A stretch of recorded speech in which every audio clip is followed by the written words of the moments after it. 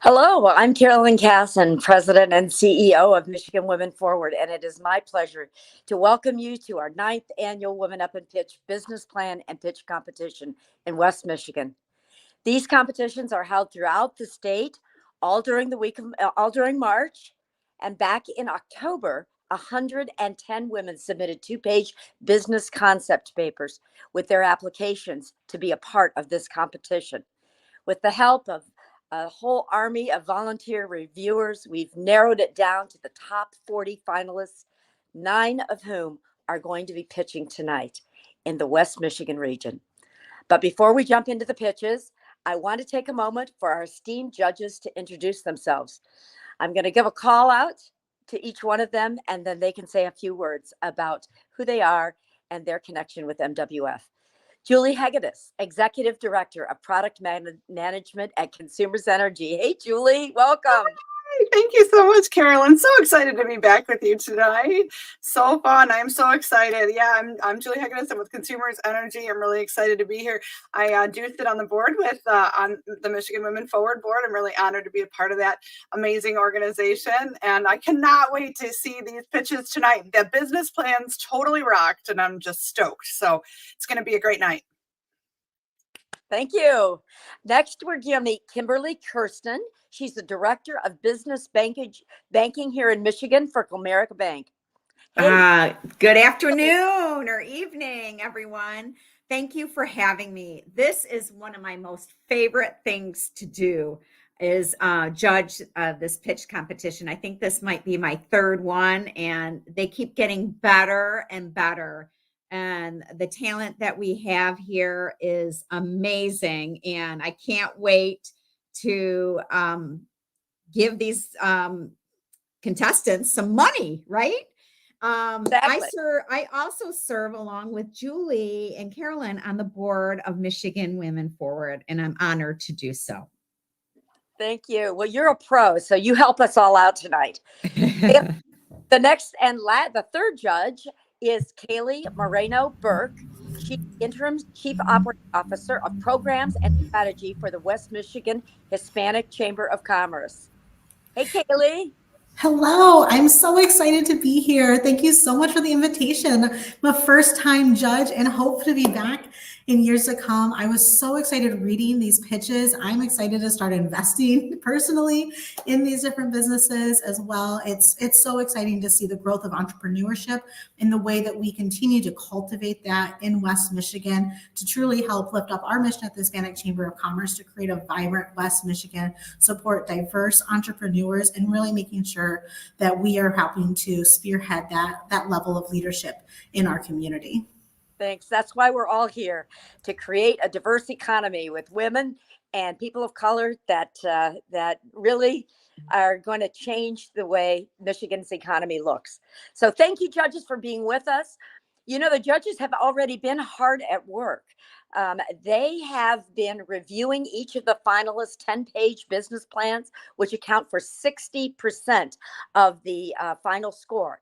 And in less than a minute, we're going to start listening to the pitches, which accounts for 40% of that of their score tonight.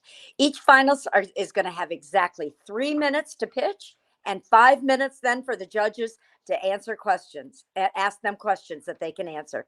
Are you ready to get started? Okay, judges, thumbs up. All right, let's go.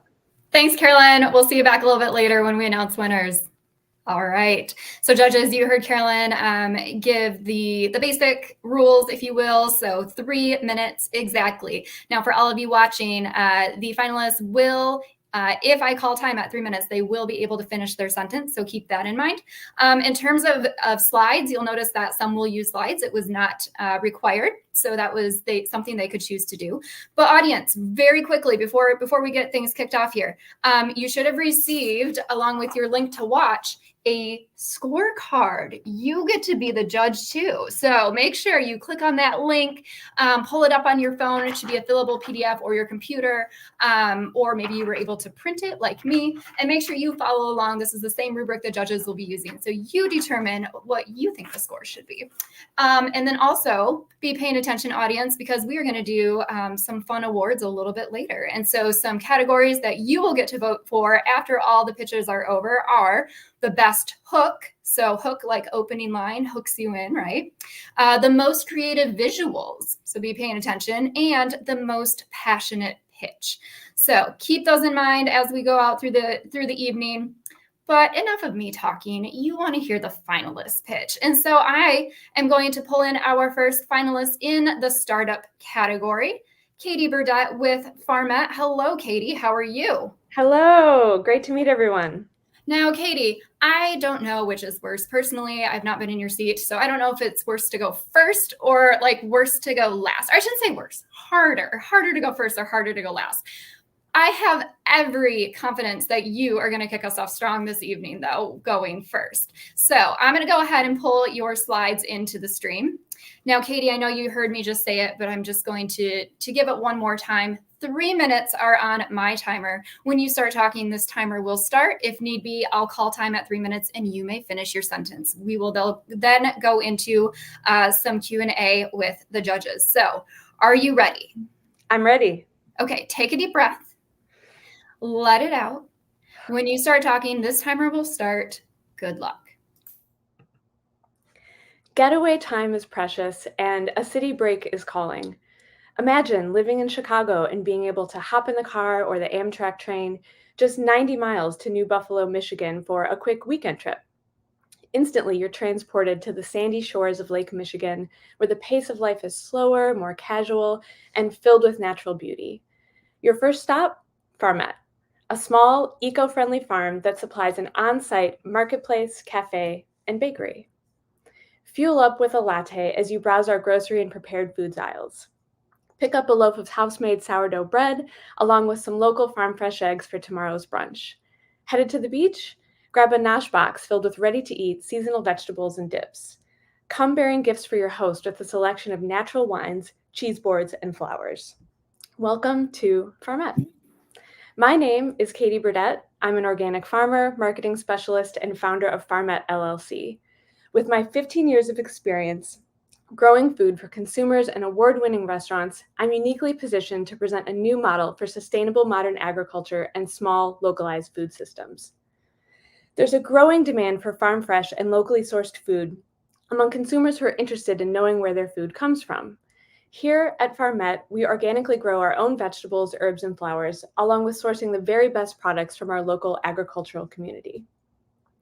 Farmette is a casual place to gather and enjoy a thoughtfully sourced meal, relax on the farm, have a glass of natural wine, and pick up some delicious provisions for the weekend. Or visit us online any time of year to shop our curated selection of sustainable gift baskets.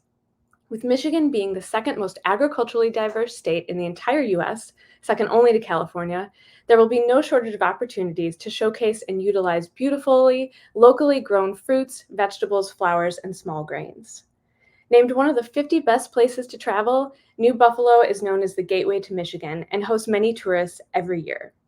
In fact, Southwest Michigan alone hosts 12.8 million visitors per year. Farmette delivers a memorable experience for tourists and is the only experience of its kind in the New Buffalo area. If awarded the prize money from the competition, funds would be used primarily for continued sustainability initiatives, including sustainable e-commerce packaging. Offering a robust e-commerce collection will allow Farmette to scale beyond New Buffalo, as well as increase brand awareness. We want to use products that are recyclable, compostable, and have many carbon offset certifications to achieve our environmental goals. We welcome everyone to enjoy a true farm-to-table experience at Farmette. Thank you for supporting a new model of sustainable agriculture. We can't wait to welcome you. 10 seconds left, so didn't even have to touch that 3-minute mark. Way to go, Katie. You started us off strong. So now we are going to go into 5 minutes Q&A with the judges, and we're going to go this round, Julie, Kim, then Kaylee. So Julie, go ahead and kick it off. Way to kick us off strong, Katie. Great job. Thank you. I knew you were going to do good. This is an amazing business plan when I reviewed it, and excellent presentation. A question on my mind is how, well, tell us a little bit more first about like how this even came to be for you. I think the viewers would love to know that, but I definitely would. Yeah, sure. I'm happy to share a little bit more of a personal side of how Farmette started. So I've been growing food organically now for about 15 years, and I've always been sort of adjacent to kitchens and chefs and been growing food for a wide variety of customers. And as an organic farmer here in Southwest Michigan for about 6 years, we grew on a much larger scale with a bunch of tractors and combines and all kinds of things. And I decided that I wanted to try to do something a lot smaller that sort of married my experience in urban small-scale agriculture with the ability to grow a ton of food on a very small amount of land without having to use a whole bunch of machinery and a bunch of inputs. So Farmette is really my vision for what a small localized food system can be anywhere in the U.S. That's Great. incredible. I love Yep. it. Yep. Go ahead, Kim. Great job, Katie. I echo Julie's comments about your business plan and your presentation. It's very brave that you went first. I want to know about competition. What is your competition and how do you differentiate yourself? Because you got a few businesses going on in one. Yes, we're absolutely a hybrid business model, which makes it both fun and challenging to describe to people who are hearing about Farmette for the first time. So in this area, actually, we're very unique. And that's something that I love about Farmette's model is that a lot of times you'll see a farm that's more in a rural area and they're just growing the food and maybe they're not even selling it direct to consumer. It's more of a wholesale component. You might be a restaurant that sources local food, but you're not actually growing it on site. And so something that Farmette is really able to do that the competitors aren't able to do is have full transparency in our growing practices. We're literally steps away from the kitchen. And so there's a lot of collaboration that happens from the kitchen and the farm and also our community who are able to be right with us as we do all these things. I have one quick question before we get to Kaylee, but where are you located as far as the main street goes and where the town is? So the town of New Buffalo has sort of two main streets, Red Arrow Highway and Whitaker Street. We're just south of that town on Red Arrow Highway, also called US 12. I would say maybe 15 seconds down the road. And luckily the linear path, the pedestrian path is being installed this spring. So that will connect us to the downtown area. Great. Great. Thank you. Thank you. Thank you again for the presentation. I want to echo that it's tough going first and setting the bar high to get us started. Tell me about your team. Is it just you operating the business? Are there others? How are you bringing in the community collaboration that you began to highlight in the last question? And how's that going to help you to scale and be sustainable? Yeah, great question. So I won't be able to do everything myself, although I do love to try to do everything myself all the time. I am going to be bringing in a great team. So I'm currently hiring for a few culinary positions. I'll have a culinary manager, someone who will be in charge of the commercial kitchen and will work directly with me to kind of bring some of those farm fresh vegetables in. They'll also be supported by a culinary team member and a sourdough baker. And then additionally, we'll have someone running our cafe where we'll be sourcing locally roasted and sustainably grown beans. And then we'll have someone helping in the marketplace as well, to be able to check out customers and all those sorts of things. So we're going to have a great team, up to about 7 full-time year-round staff members. And then I imagine in the summertime, when we have a lot of tourism, that we'll be able to support some other part-time positions or internships as well. Well, Katie, thank you. And again, great job going first. So you can breathe that big sigh of relief. We'll let you get back to the finalist green room. Have a good rest of your evening, and we may see you back a little bit later. All right. Thank you. Okay, so Katie Burdett with Farmat kicking us off strong for the entire pitch competition for West Michigan and for the startup category. So here's what I want the audience to do. Go ahead, if you're watching on YouTube or Facebook, the only way you can watch really, so you're watching on one of those, go ahead and let us know where you're watching from. We've had people before from all over the United States, even people in other countries watching finalists to support friends and relatives. So go ahead, put in the comment section during this next pitch where you are watching from. I'm going to take a look at some of those, and we'll see if we can figure out who is the furthest away, who's actually watching. Different time zones, maybe you're staying up late, or this is like way earlier in your day, it's your lunch break. I don't know. Let us know where you're watching from. All right. And while you do that, I'm going to go ahead and bring in our second finalist, Tina Polk with My Little Love Bugs Childcare. Hi, Tina. How are you? Hello. How are you? Doing well. Well, hey, you have a slide that I'm going to go ahead and bring in. Oh, look at all those kids. All right. So there are 1, 2, 3 minutes on the timer. When you start talking, this timer will start. You have 3 minutes. I will call time if necessary, and you can finish your sentence, okay? So go ahead, take a deep breath, let it out. When you start talking, this timer will start, and good luck. Hello, my name is Miss Tina, affectionately known as TT, and I am the proud owner of My Little Love Bugs Childcare. My Little Love Bugs is the vision of a little girl who dared to dream big. From my earliest childhood memories in school, I remember being teased because of the thickness of my hair, the broadness of my nose, and the darkness of my skin. As I reflect on those childhood trauma, it saddens my heart to know that 50 years later, this still exists. My Childcare is a 100% Black-owned business established in May of 2023 and received license to care for children in October of 2023. Our business model is tuition-based, and we accept subsidy payments from the state of Michigan through a program that helps assist low-income families by providing funding for high-quality care. My target clients are African-American families living in our community with children birth to 5 years of age who value representation in their children's heritage, culture, and learning style. After doing my research, I've learned our community is faced with major problems regarding childcare, especially here in the inner city. After the pandemic, the cost of childcare is more unaffordable than ever. Providers have decreased almost 17%, and the Southside community, there have been at least 12 childcare closures. To date, the governor has expanded access to low-cost childcare for over 150,000 kids and their family.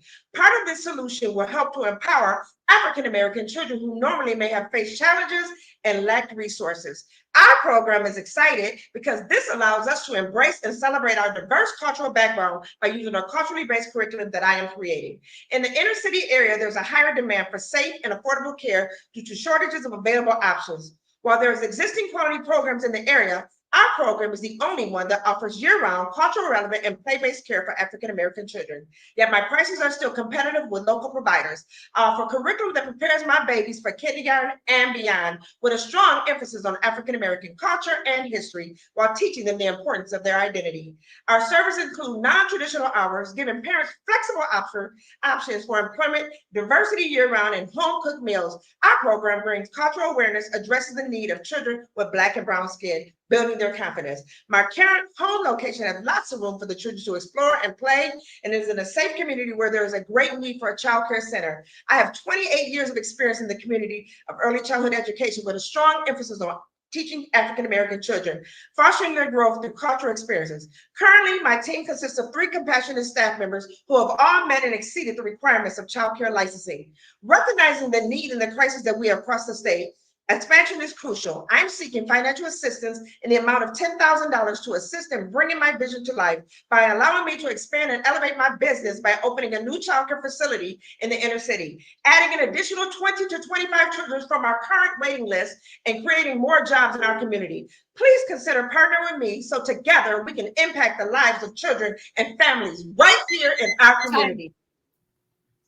Woo! I think you did it. All right. Way to go, Miss T. All right. Great job. Great job. Okay. And the timing was impeccable. Yes. Yes. Thank Now you. we're going to go into the judges Q&A. And so we are going to this round go Kim, then Kaylee, then Julie. So Kim, go ahead. Great job, Tina. Thank Love you. your passion and you obviously know the market. It sounds like you have good people working with you right now with regard to your existing business and you want to expand. Do you have people identified that you would hire, or how would you go about this? Because there seems to be, kind of a labor. It's hard to find good people nowadays. So I was just wondering how you would go about hiring for your expansion.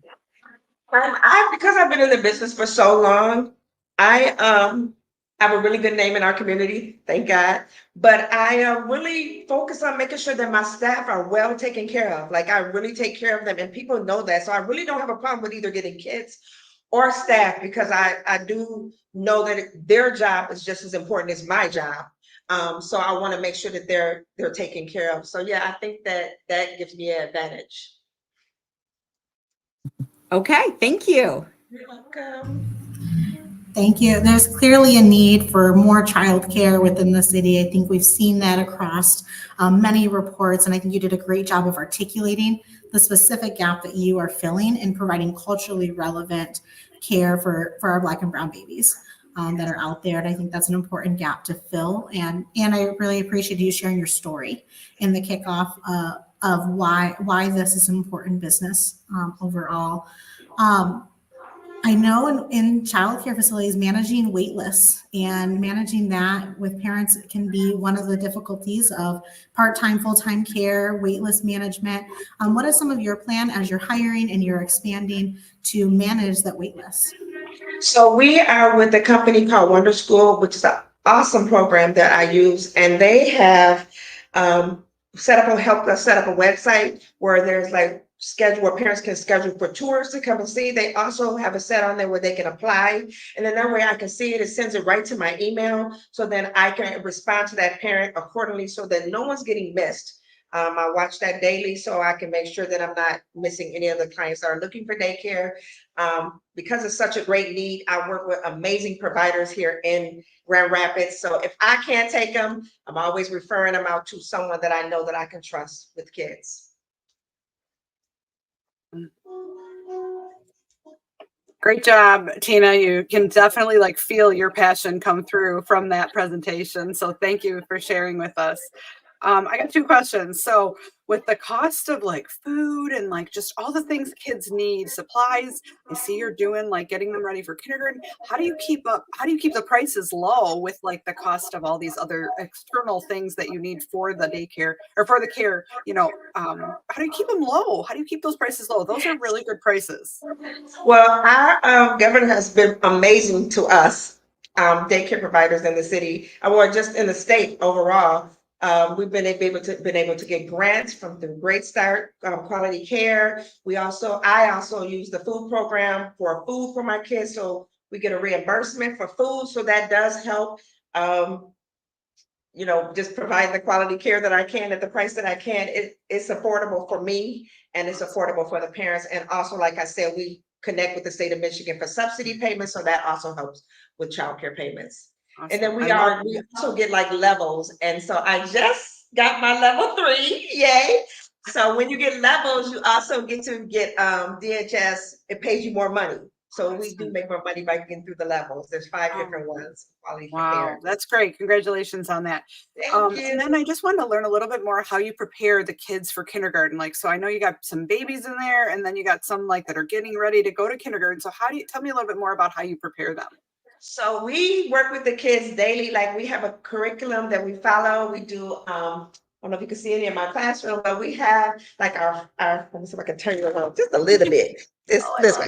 Okay, so we have our wall here where we do shapes and colors with them. My 2-year-olds know all of their colors, including the olive greens and fuchsias and turquoise. So my baby's a smart. Yes, and they also know what a parallelogram is, and we just make it fun for them. So, like for instance, when we do our shapes, we go through the shapes, and then when we get to the trapezoid, they know it. So I'll be like, "What's a trapezoid?" And they'd be like, "A trapezoid."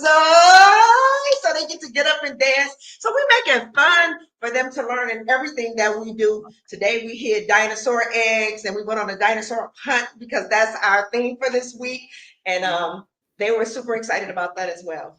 Incredible. Thank you so much. You're welcome. All right. Well, that's all the time we have for judges' questions. Tina, I will say this. You and I got on last week. I was having a rough morning, and I know you didn't know this, but you and I got on, and we were just talking and doing some things. And afterwards, I was just smiling. And I think that you probably, I don't doubt, you have that same way with working with your kids, and I bet they just absolutely love you. So thank you for your energy, and well done on your pitch. We will talk to you a little bit later. Thank you. Thank you, ladies. Okay, so that was Tina Pope with My Little Love Bugs Childcare. Okay, I saw we have some people watching from Nevada and Arkansas. Okay, I don't know from a geographic standpoint right now off the top of my head who will be farther away, but that's pretty impressive. So maybe this is making you want to take a little trip to West Michigan at some point. We will see. In the meantime, though, we're going to bring in our next finalist, Terry Morrow with Aventure Cruise. Captain Terry, how are you doing this evening? I'm doing well, thank you. How are you? I'm good. All right, so we have some slides for you too. I'm going to go ahead and bring those in. Okay. And Captain Terry, how this works is there are 1, 2, 3 minutes on the timer, and you have 3 minutes from when you start talking. If need be, I'll call time at 3 minutes. You can finish your sentence. Then we'll go into Q&A with the judges. So next time you start talking, this timer will start. Good luck. Ahoy, savvy investors. Captain Terry here, proudly at the helm of Aventure Cruise, a vessel dedicated to your exclusive cruise and your escape from the daily grind. Oh yes, we do have competitors, but they cater to the masses with fixed schedules and agendas. We, however, offer private cruises tailored just for you. Hey, like, do you want to do yoga on the beach, celebrate a birthday, dive in the waters, or relax in the sun? Whether it's a celebration, team meeting, or date night sunset, Aventure Cruise is at your service. We are just one of 2 private cruises offered in this area. Navigating that market shows no slips for 2 years and beyond. That means no space for new charters, making us uniquely positioned to cater to those millennials and Gen Xers who are driving the demand for unique and eco-friendly adventures. Our marketing strategy targets each group uniquely. Using digital platforms and influencers, we will capture the millennials' hunger for Instagram-worthy moments and Gen Xers' desire for family-friendly adventures. Meanwhile, using print media and special packages, we will foster the trust and tradition desired by those baby boomers. But our biggest problem to success you can help with is making sure customers find us when they search for Lake Michigan cruises. But we have a plan for that. With $10,000 and Kenda Marketing, we will increase brand awareness, grow social media, and increase bookings. Additionally, we will grow and engage with others who catch the Aventure vision and upgrade equipment, further elevating our cruise offerings. Rated as the fastest growing area in Michigan and a popular tourist destination, we operate from the vibrant town of Holland, depart from Lake Macatawa, and cruise into beautiful Lake Michigan. We have created a simple booking process with Fair Harbor for online bookings and payments. Cruise offerings are 2, 3, and 4 hours, priced at $600, $750, and $1,000. Licensed captains Terry and Cal lead the operations and take positions at the helm, providing safety, comfort, and happy memories. Ah, yes, the winds of change are blowing in Holland, and the forecast is promising. With a clear revenue model and profit potential, investing in Aventure Cruise is about embracing opportunity. So come on, experience the 11 seconds. All right. Can't you just hear that voice coming out of speakers as you go up and down Lake Michigan on the coast? I can. All right. So now we go into the judges Q&A, Captain Terry. So let's go this round, Kaylee, Julie, and Kim. So Kaylee, kick it off. Thank you, Captain Terry. I loved hearing the brand well integrated throughout the presentation. I can feel the energy. I feel like I'm on the cruise with you, and I'm catching that spirit on the lake. Can you tell me a little bit about your capacity? So do you have vessels currently that have slips? And then with the 2 to 3 hours, how will you manage those reservations streaming in, especially in those high traffic summer months with high traffic in Holland, taking up those beaches and all that downtown, all that space? Kaylee, I'd love to answer your question. I think what I heard you say was, how do we manage those reservations? That was one. It's on Fair Harbor. That's a kind of a universal cruise booking site. You go on there and you can find the calendar. You can find the prices that you want to do. We have special offerings on there, and you can book your cruise right on there. It's not a problem at all managing that because the customers see what's available to them. I believe the next question you had was about slips. Hey, Kaylee, that's the best news of all. There are no available slips between Grand Haven, Holland, Saugatuck. There are no available slips. One of them had 600 boats on the waiting list. So yes, indeed, we do have our own slip. It is the safest slip in Holland because right now water levels are extremely low, which puts the docks about 5 to 6 feet above the boat.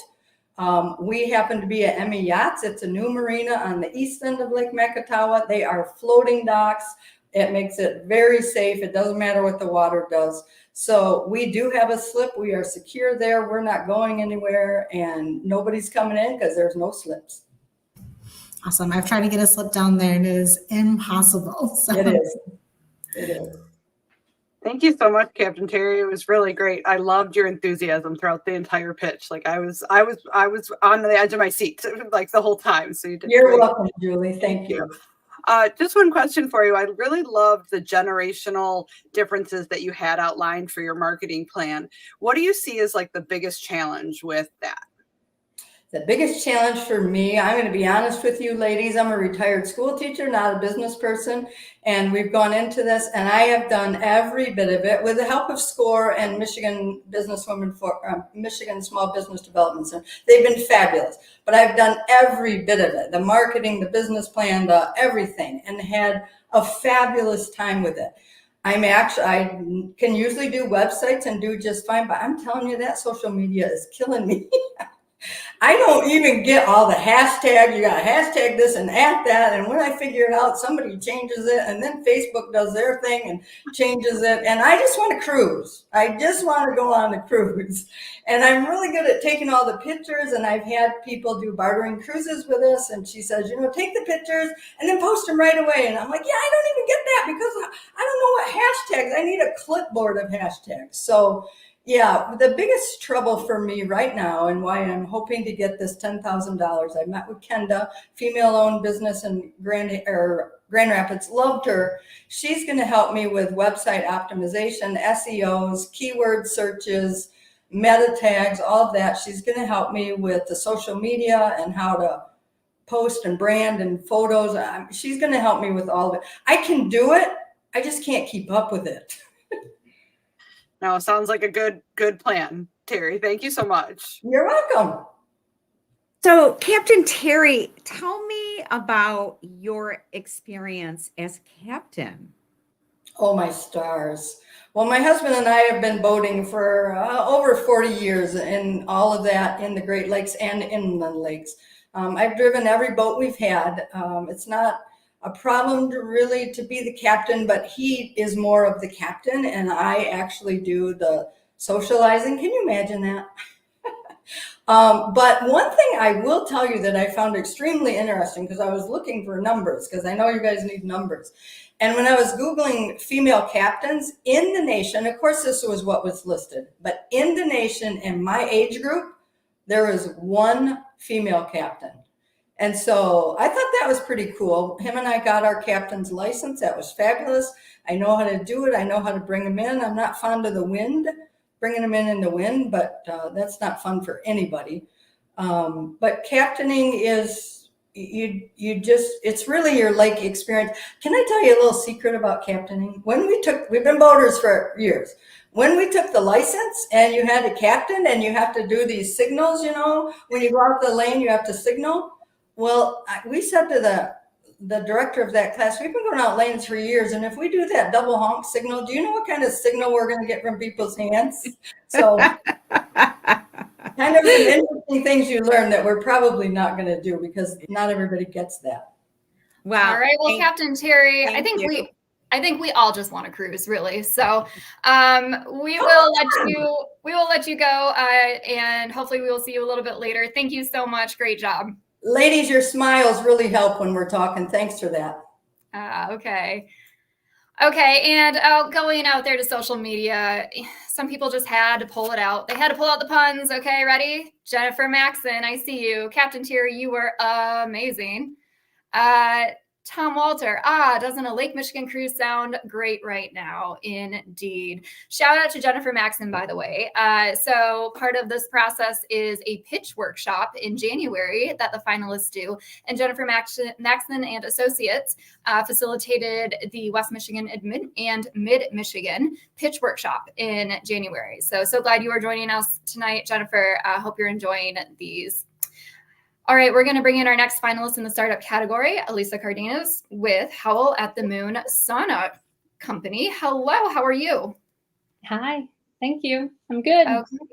Good. Well, hey, we have some slides for you. We'll pull those in. Okay. And how this works is I have 3 minutes on the timer. When you start talking, this timer will start. If need be, I call time at 3 minutes. You may finish your sentence. Then we'll go into Q&A with the judges. So go ahead, take a deep breath, Elisa. And when you start talking, this will start. Best of luck. Hello, my name is Elisa Cardenas, and I am here today to share with you a game-changing concept that not only meets a prevalent need in our community, but redefines the wellness landscape. Enter Howl at the Moon Sauna Company, the first ever mobile sauna and cold plunge rental company in West Michigan. In a world dominated by the pressures of modern life, people are seeking respite from stress. They're looking for ways to foster well-being, meaningful connections, and a sense of belonging. And with our vintage horse trailer transformed into a one-of-a-kind mobile sauna, we provide unique wellness experiences delivered right to our customers' doorsteps, breaking free from the traditional mold. We cater to individuals and businesses, offering private overnight rentals, event rentals, and community pop-up sessions. Overnight rentals transform our guests' personal properties into wellness havens, perfect for birthdays, celebrations, and other small gatherings. Event rentals bring the mobile sauna experience to fitness classes, yoga studios, wellness retreats, and more, while community pop-up sessions make wellness affordable with accessible, reserved sessions fostering those community connections. And with each experience, we seamlessly handle the delivery and setup, allowing our guests to focus solely on the wellness journey, be it a memorable weekend at home, a distinctive event, or community sauna session. Our market analysis indicates a significant demand for unique wellness experiences across West Michigan, with nearly 240,000 potential customers in our primary service area alone. Now, competitors do exist, but our distinctive offerings and flexibility really set us apart. For example, Hearth Sauna in downtown Grand Rapids hosts community sauna sessions, but lacks in the location flexibility and convenience that we offer with overnight rentals and events. And personally, as the founder of Howl at the Moon Sauna Company, my background in hospitality and tourism and human resources brings together a unique blend of business skills and passion for creating exceptional guest experiences. So any winnings tonight would go toward improving our rental turnaround time with improved equipment and tools, executing our marketing strategy, and investing in portable outdoor lounge space to enhance the guest experience, all of which aligns to our goal of achieving $60,000 in revenue in the first 2 years in order to recoup our investment of the sauna build and tow vehicle. With your support, we can make a lasting impact on the physical, mental, and social well-being of individuals and the community as a whole.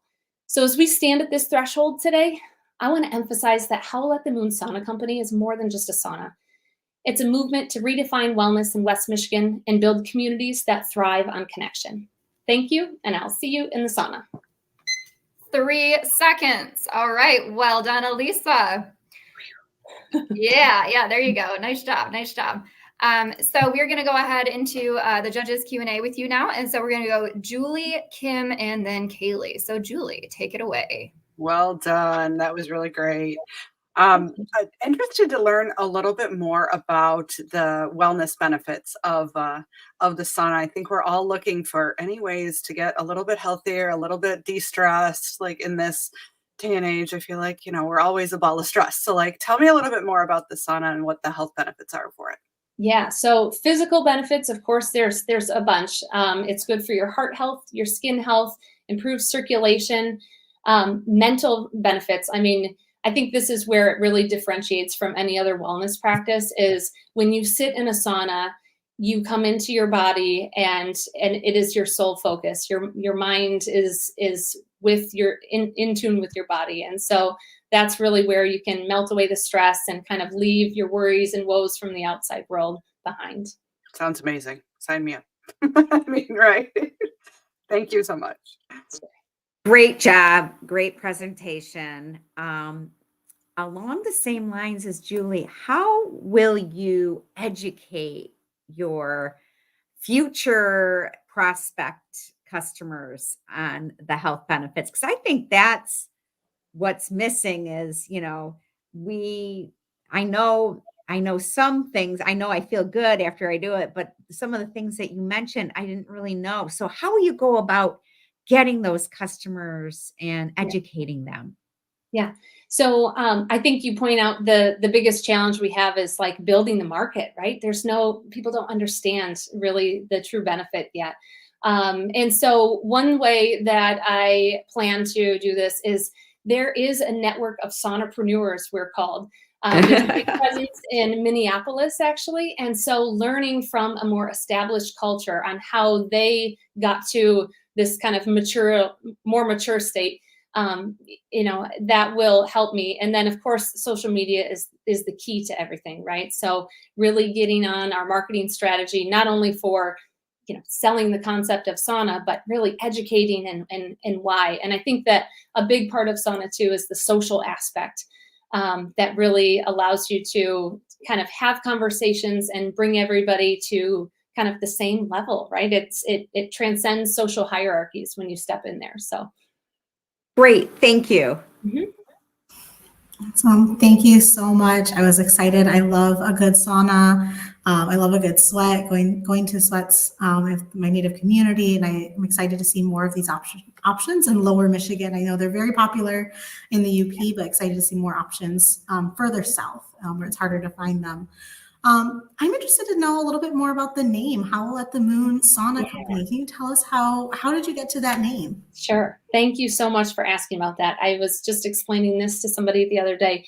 Howl at the Moon Sauna Company embodies this permission slip to step into your authenticity and leave any inhibitions behind when you enter into the sauna. So that's kind of where that came from, and in a sense that you are free and you can be completely yourself and speak your truth. All right. Thank you, Kaylee. Somebody had to ask that question because I was just dying to know. So, okay. Alisa, great job. Thank you so much. And we will let you get back to that Zoom room and talk to you a little bit later this evening. Okay. Thanks. Bye. All right.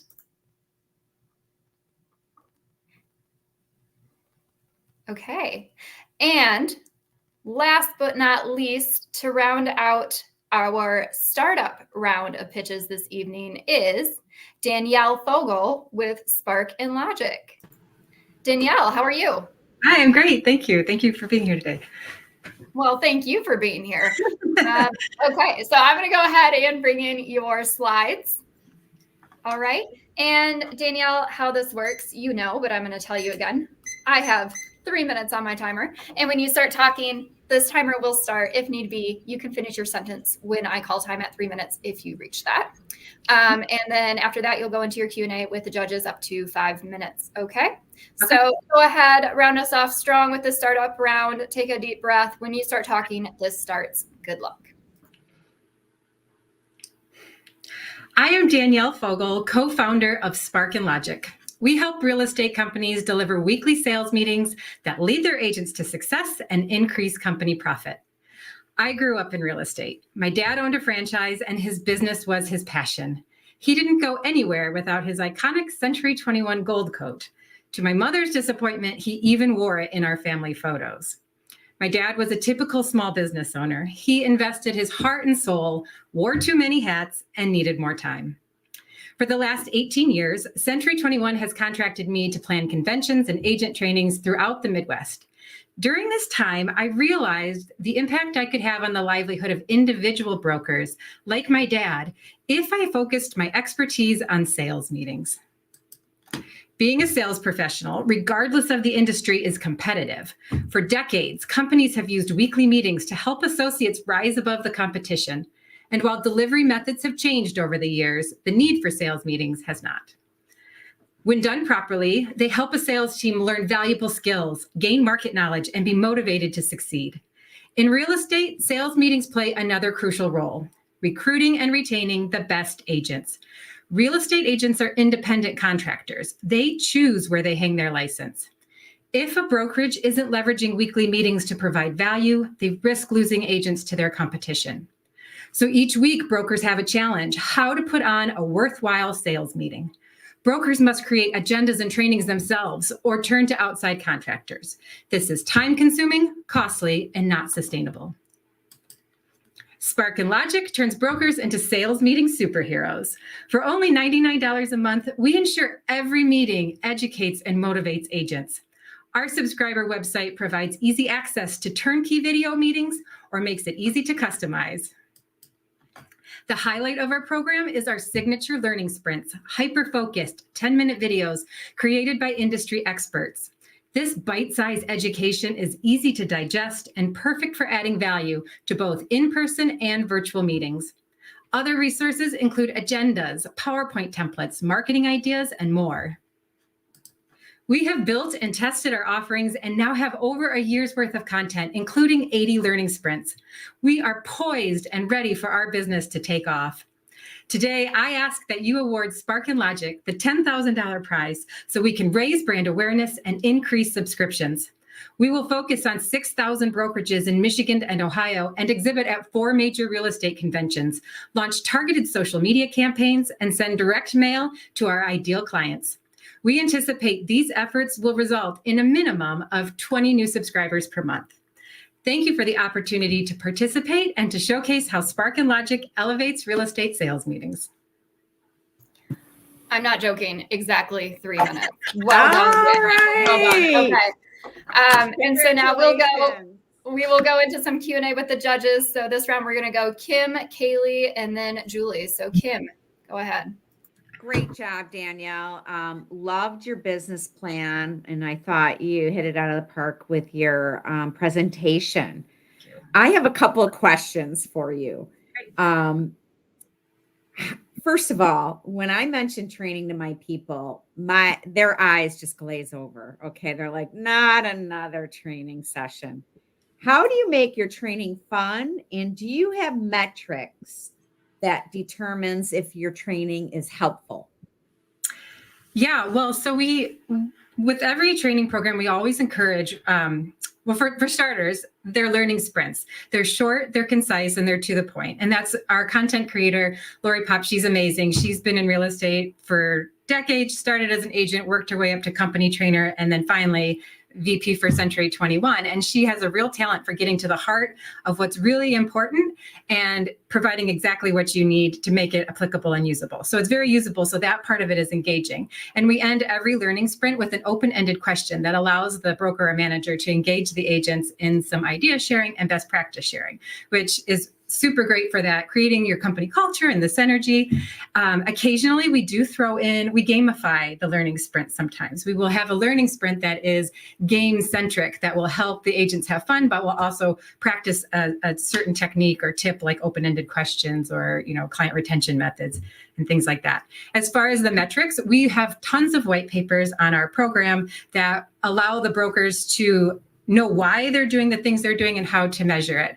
So we do lay out different metrics that a broker could measure to see if they are seeing results from what these trainings are providing. And typically we recommend that it takes like 6 months before you actually start seeing the results of this move on. And we really recommend too that you, in addition to your training programs, have things like sales contests that allow you to put this into actual practical application and measure what they're learning, actually doing it in the real world.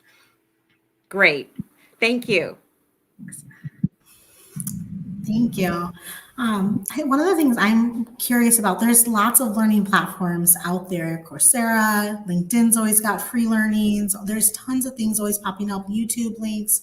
When I talk to my staff about training, they're like, I'll just YouTube that really quickly. They can quickly absorb some information. How do you compete with some of the free learning opportunities available in the market and to help really boost up your subscribership and engagement with this platform? So one of the things about us that's unique is that we are putting the content in the hands of the broker and manager. So they're the ones that are delivering it to their agents. They're building loyalty with their people. This is for recruiting and retaining their agents, building their company culture, showing themselves off as a leader, as someone who is providing them with the support and knowledge they need to grow. The problem with using these free resources is that it's time consuming. You have to preview them. You have to look for them. They might not be related exactly to real estate. They might be long. A lot of these resources, a lot of our competitors, if you will, for education, they're at least 30 minutes for a specific training. You don't have that time in a sales meeting. You have a short attention span and you have a lot of other stuff that needs to be covered.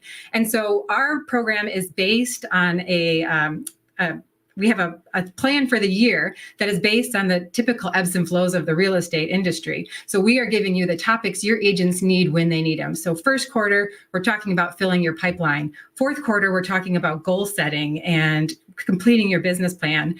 The other thing is real estate agents, as I mentioned in my pitch, are independent contractors, and they need to think of their business like a business. So our education content is really focused on helping them think like entrepreneurs and approach their job as a business, because that's what it is.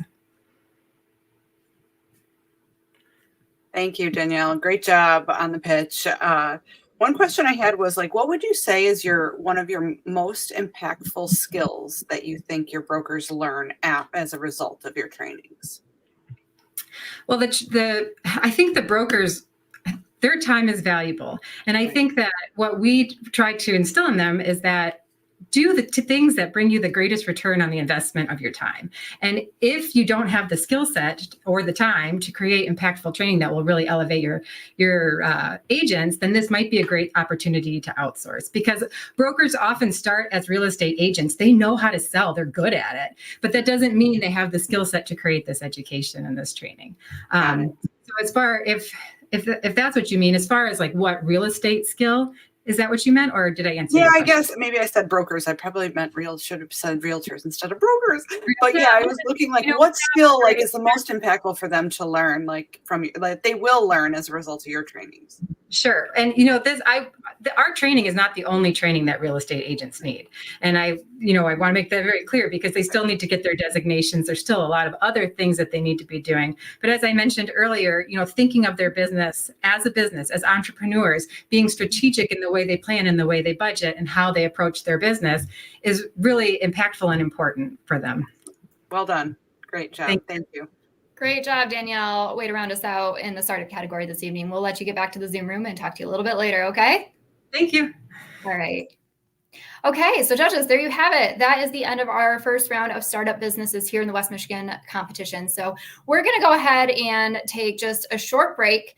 And so judges, we'll let you go. We'll see you back here. And for everybody else who's watching, we're going to take a short break with you as well. But first, did want to point out a couple of things. You'll note that those 3 minutes go pretty quick. And the finalists are doing a heck of a job staying within those 3 minutes. And that's because they've had a lot of practice. So as I mentioned, we did these pitch workshops in January. So they were working on putting their pitches together, the content creation, and then it's just practice, practice, practice. And an opportunity they had to practice was with employees from Comerica Bank who were volunteer judges and listened to those pitches and gave really good feedback for them to incorporate before the pitch competition. So as I mentioned, lots of opportunities to practice. And that is why they are just like nailing that 3 minute mark, doing a great job. All right, well, hey, we're going to let you all take a break as well. So feel free to get up, stretch, grab a refill, and we will see you back here in just a few minutes.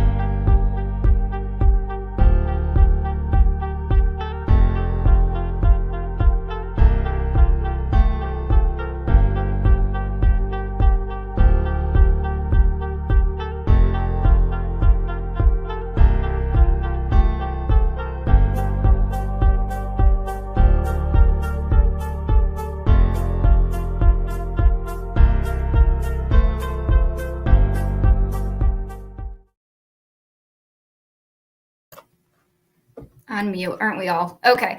Well, welcome back, everybody. So excited to be back at it this year with the Woman Up and Pitch competitions statewide. We are kicking things off tonight with our West Michigan Woman Up and Pitch competition. So if you are just joining us, we just made our way through the round of 5 startup businesses, and we are about to head into the next round of established businesses. Before we do that, I do want to give a quick shout out to some people who I saw were watching, and those would be some of our previous Woman Up and Pitch finalists. So excited to have you all watching. Let's see. And I may miss some people. These are just ones I've seen. Let's see. Sticky Spoons. I hope you're doing well. Megan Dowell with Knowing Your Home. Mari Sierra Navarro's. Hope you're doing well.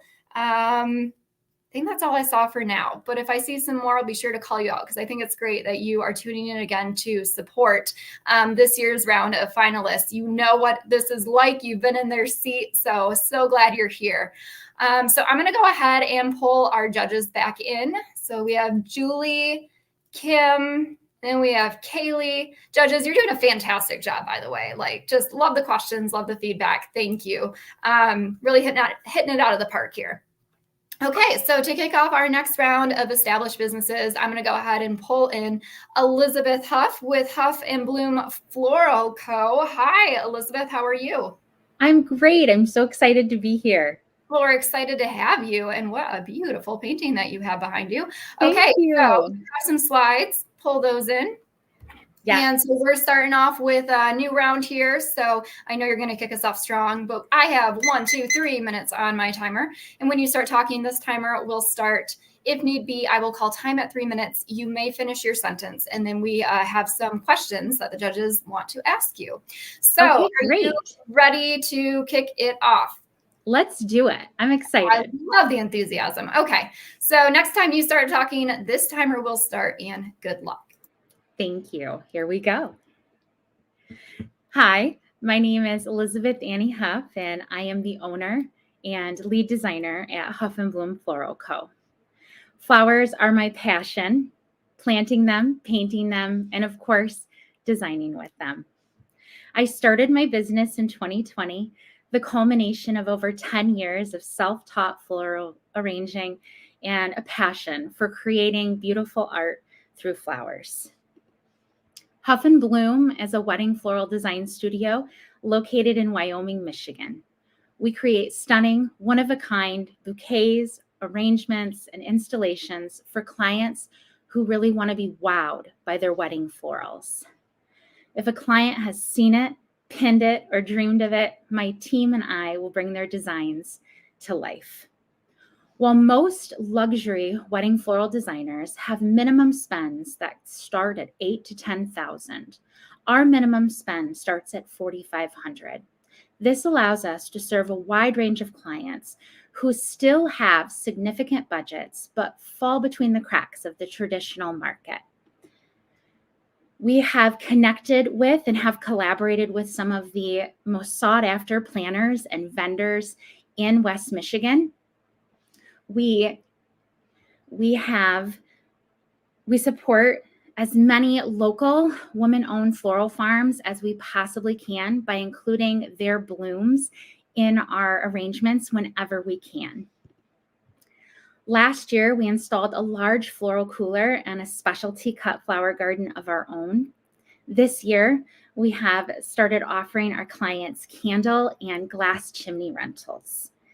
In the future, we look forward to in-person design workshops, and we'll be creating online tutorials that will help us to share our brand and really the joy of flowers with a wider audience. Just removing this slide here. There we go. We are receiving inquiries, setting up consultations, and booking weddings for this year and next year. We are seeking capital that would help us to continue to grow our business and better serve our clients.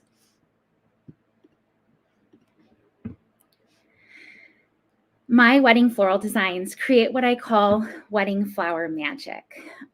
I still get a thrill when I see a bride look at her bouquet for the first time, or a couple sees their reception space and it's everything that they dreamed of and more.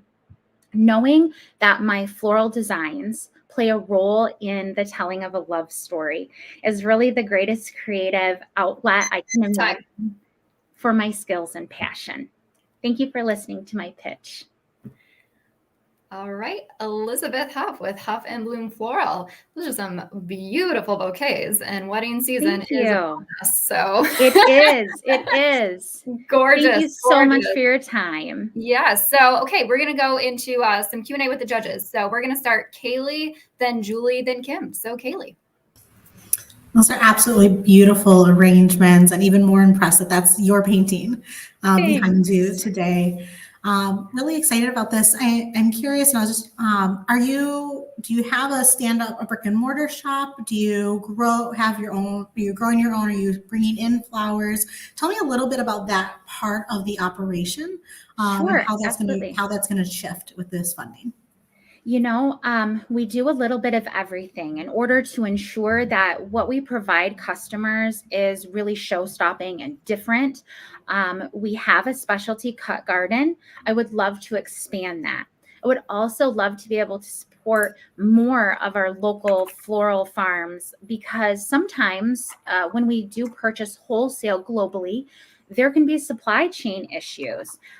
Also, a lot of retail stores and kind of DIY options, they have kind of just the standard regular schmegular roses. There's nothing wrong with that, but it seems like our clients are really wowed, and what sets us apart is this ability to kind of pull from everywhere that we can and then create these designs, especially with the garden stuff locally, that it makes the guests, it makes the clients stop and really look at what's there. It's kind of that wow factor. I think having the funding that would come from this would allow me to just further expand that, make my garden possibly bigger, but also be able to support even more of the network of kind of the local farmers that we use. Thank you. Thank you, Elizabeth. You did great. Those bouquets, oh my gosh, it makes me want to get married all over again. I had hot pinks and all these peaches and beautiful, just stunning colors. I love it. Thank you so much. It's so funny. I myself, back in the day, didn't have much of a budget myself. And I, at that time of my own wedding, wasn't doing arranging many years ago. And so you would not be the first person who's like, can we do a shoot? Can we do a vow renewal? What can we do? And so we'll make that happen too. So you just let us know. Well, we're coming up on 20 years, so I'll give you a call. It's super cool. So I love it. It's so gorgeous. Tell me a little bit, I understand a little bit more about you, but tell me about your team. What kind of, what kind of support do you have from a team perspective to help you make all this possible? Really it started with just fantastic mentors, people who are business owners locally and even all over the country that I politely, I'm sure, stalked to get them to fill me in on the deets, right? And now I am able to bring on for my events freelancers who are just a great way for people to do something creative. And for them, it's a part-time job or it fills in a need for their own creative outlet. The hours are often in the evenings or on the weekends. So it really lends itself to bringing on just a network often of other women who love the idea of flowers. I have brought people on who have no experience, but they have the joy, and that translates right away. And I also work with people who are they are amazing designers, and sometimes they're accountants by day and amazing floral designers in the evenings or on the weekends. So West Michigan really has a huge network. We all work together. There are other women business owners that are in my field, and we sign up to help each other. We sign up to work with each other. We're always learning. And I feel like it really highlights again this camaraderie that's there, that there's enough for all of us. Let's all work together. What can we learn from each other? We have so much fun. And yes, of course, there's business and there's competition, but it doesn't feel that way. So my team is generally going to be freelancers that I bring on. And we just have a fantastic time creating beautiful things together. Love it. Yeah, there's plenty of space for all to have a part, piece in the pie, right? So absolutely. That's great. Fantastic. Okay, Kim, we have time for a quick question. All right. Who are your competitors, your direct competitors, Elizabeth? I would say many people assume direct competitors are going to be big retail box stores, places like Costco, places like Sam's Club. And ultimately, I have found that clients want something different. They do not want a box to show up on their doorstep where they have to do it or their family has to do it. They want to see something really different and really special. And large retail operations that are set up more for your day-to-day delivery of bouquets, it's just not the same. It's not the same product. It's not the same luxury, beautiful blooms that I feel like are really a cornerstone of the designs that I hope to do. And also many times the networks of people that we work with to create the designs want in our work. I feel like the competition is small when you're asking who else is wanting to create beautiful art through flowers. All right. Thank you. Thank you, Elizabeth. Thank you guys Elizabeth. so you can tell much. You can tell you're passionate about what you do. That really comes through. So thank you. Great job. And we'll let you get back to the green room and we'll talk to you a little bit later. Okay. Thank you. Have a great day. You too. All right. That was Elizabeth Huff with Huff and Bloom Floral. Kicking off our round of established business pitches this evening. Up next in this round, we have Megan Ellison with Evolve Dance Studio. Hi, Megan. How are you doing? Good. How are you? Looks like you're coming to us from your studio. Am I right? Yes, I am. All right. Well, hey, before maybe some music in the background here. Okay. Before you start pitching, I'm going to put you. I'm going to put you like front and center here, really big. Okay. There we go. So that we can see everything going on behind you. It looks like you have some trophies and a really cool sign. I love it. Great. Hey, well, how this works is I have 3 minutes on the timer. And when you start talking, that 3-minute countdown will start. If need be, I'll call time when the time runs out and you may finish your sentence if you're not already done by then. Then we'll go into 5-minute Q&A with the judges, at which point I'll bring it back so you can actually see them when you're answering their questions. But we're all here. We can see you. We can hear you. So don't worry about that. Go ahead, take a deep breath. And when you start talking, this timer will start. Good luck. All right.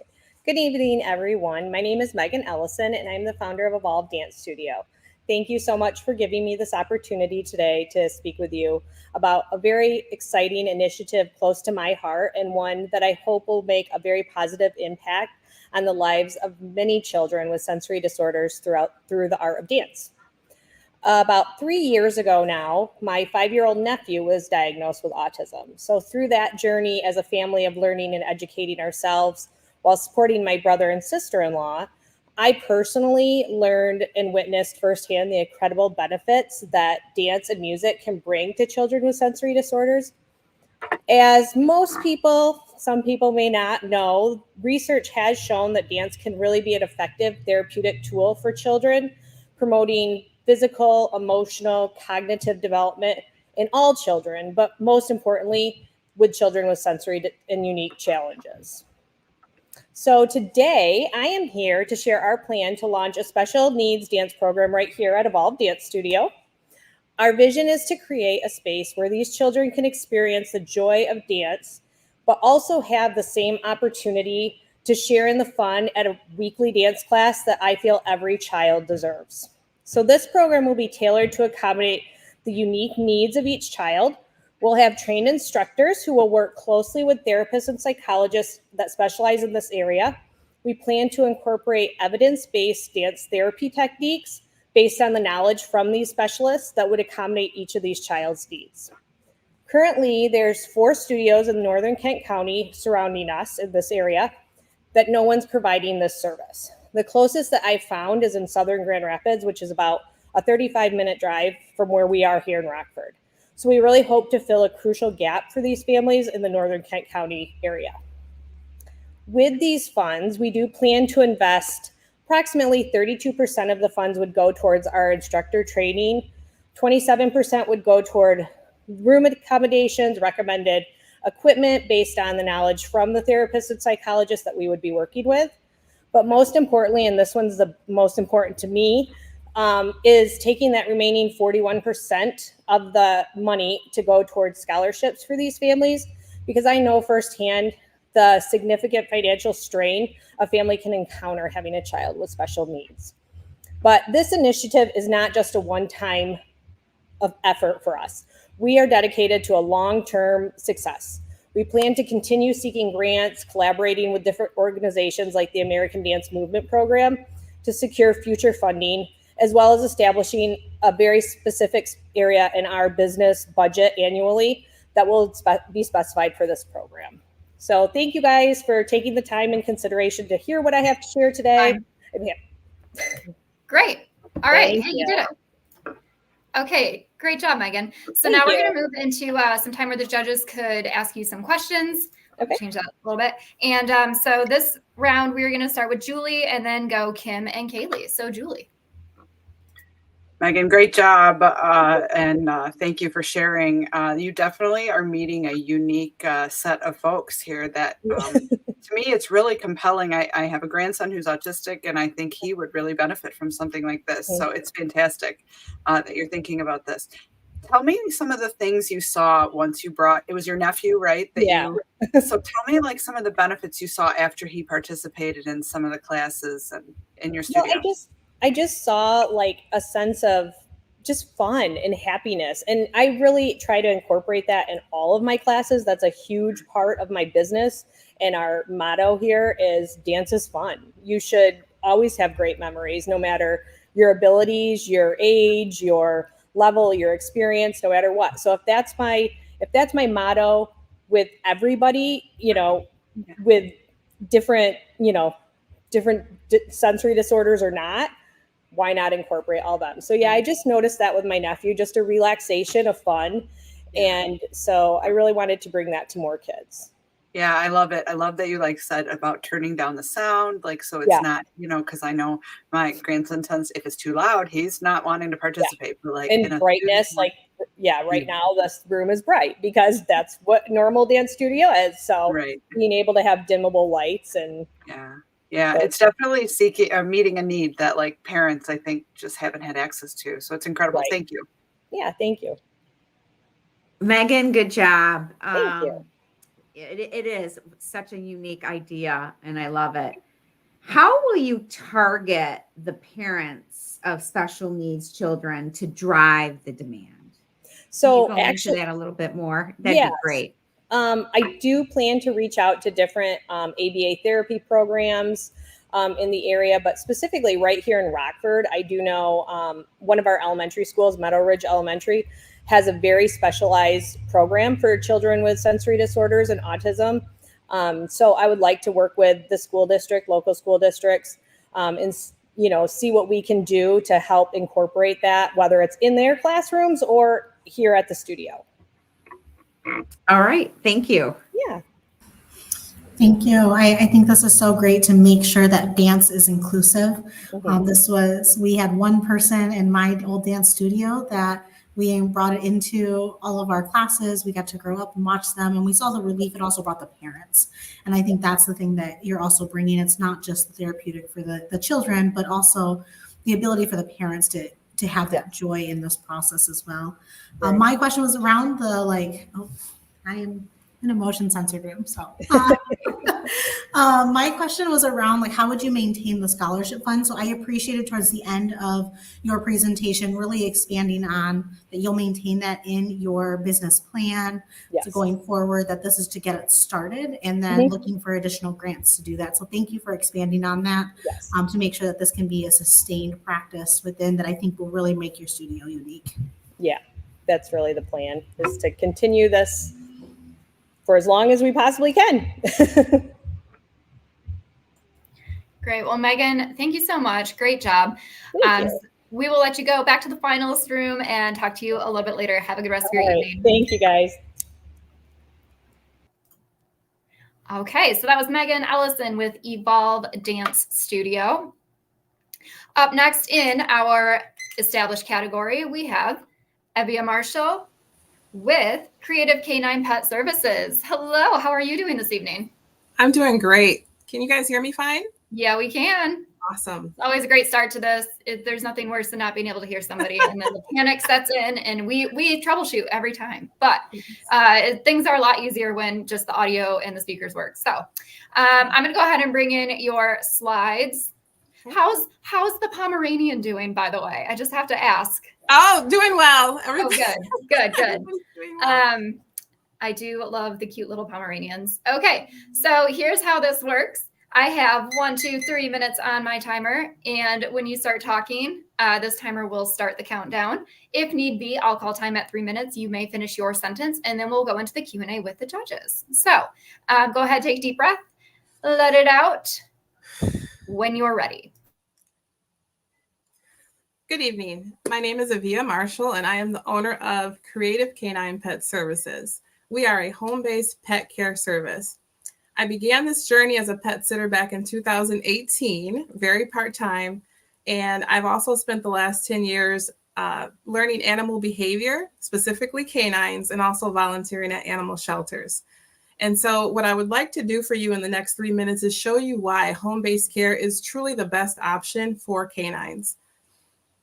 So here's the thing. We have a lot of competition out there. Pet parents go where they think that their pets are going to be safe.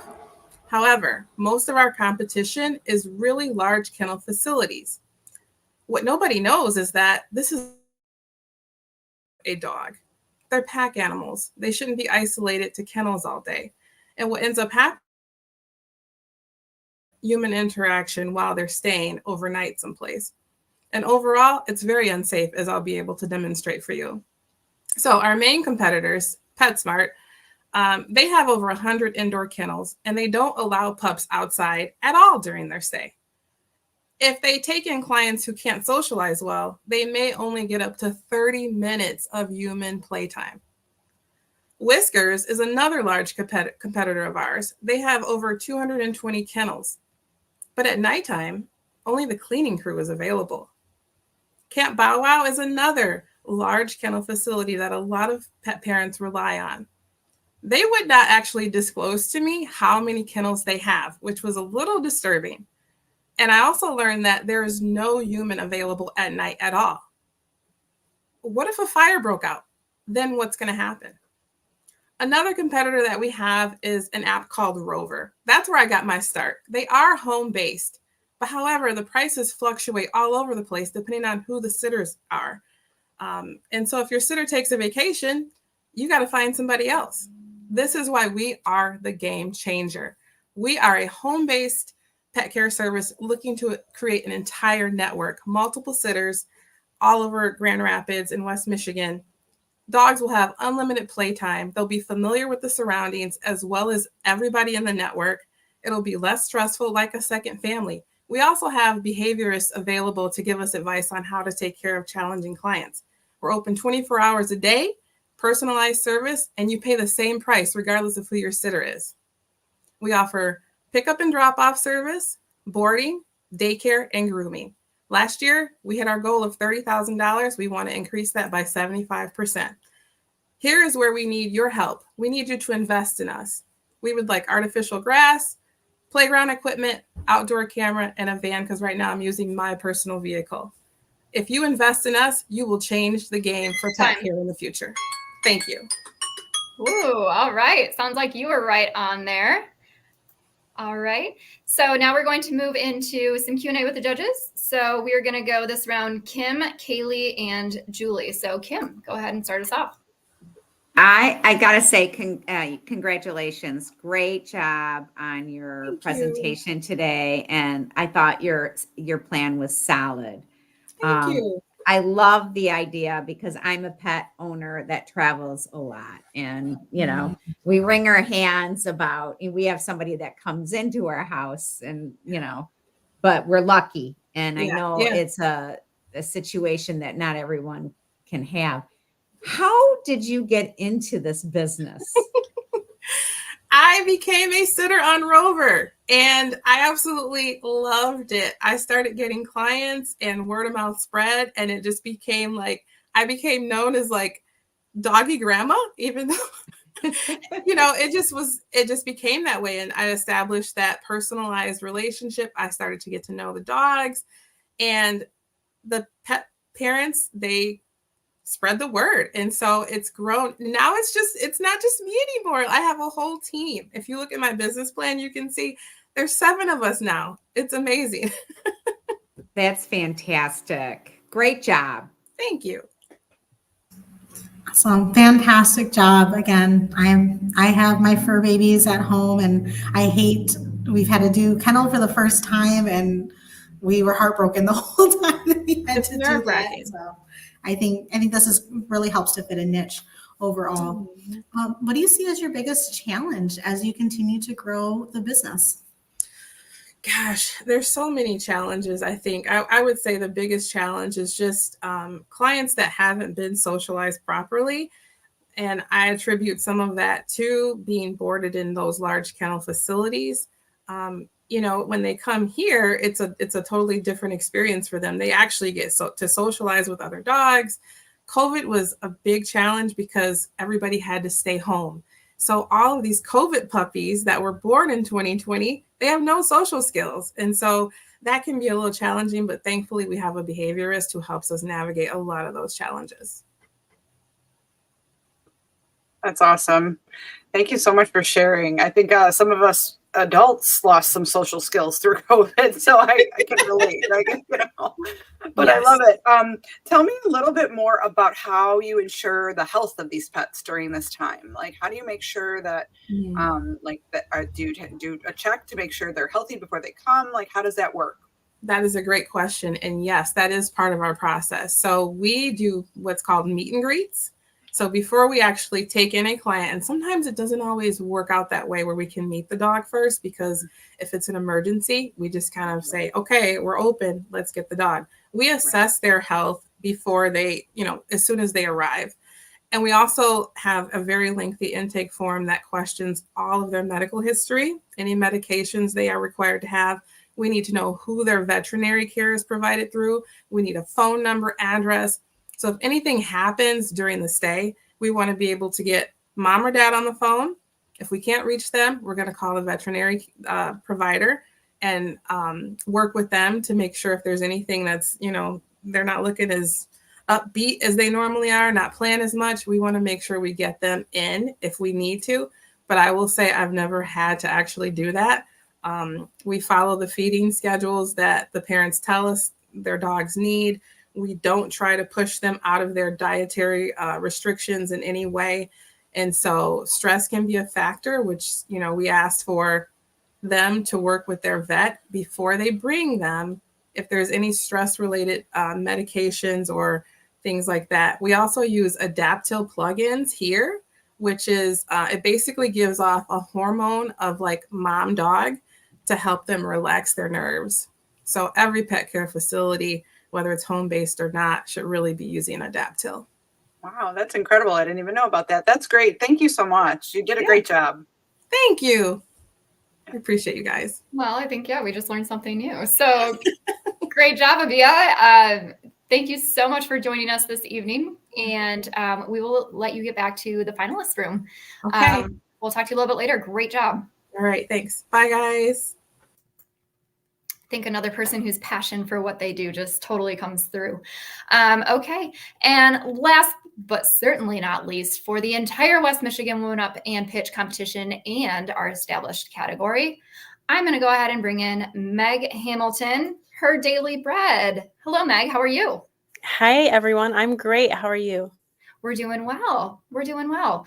Okay, so you're gonna round us out strong here. I just know it. And I'm gonna go ahead and bring in your slides. Okay, you just had to make me hungry. Snack time. Actually, they look too good to eat, not gonna lie. So I have 3 minutes on the timer, and how this works is when you start talking, I'll start the countdown. If need be, I'm gonna call time at 3 minutes. You may finish up before then. And then we're gonna go, you can finish your sentence. And then we're gonna go into the Q&A with the judges, all right? So go ahead and take a deep breath. Let it out. When you start talking, this timer will start. Good luck. Okay, my name is Meg Hamilton. I am the owner of Her Daily Bread, which is a micro bakery and an art studio. Her Daily Bread is a company that provides a unique way of celebrating life with edible art, specifically sugar cookies. So for the last 4 years, I've been working out of my home kitchen baking cookies. And recently, with the help of my husband, Sean, we've been able to transition to an incubator kitchen, and we now have a commercial license. So no more cottage food laws, yay. So in this transition, we're asking for $10,000 of monetary support to really grow production and to make this business of custom edible artwork as big as I really know it can be. So how does this work? Let me tell you. We have 3 main revenue streams. We have custom cookies, markets, and wholesale accounts. On this first slide here that you'll see, I have some examples of my custom work. So when someone orders handcrafted sugar cookies, they're not just looking to feed their guests at like a reception, right? They are looking to really make this moment memorable for the person of honor and really bring that wow factor to the event. So last year, I had to say no to about 15% of requested orders because I just have 2 hands. I can't do it all. But still, our total in sales, customs made about 60% of that. So this is a product in high demand. On our next slide here, we have our next revenue stream, which is vending at markets and pop-ups in small businesses. So this allows us to really support our community and provides an opportunity to inspire creativity in other people. And we can do that by offering these fun options like this paint your own cookie, and we also have DIY decorating kits. And this year, since we have a license, we are eligible for so many more spaces. And what I'd really like to do is hire an extra person to be able to travel around Michigan and do these big festivals.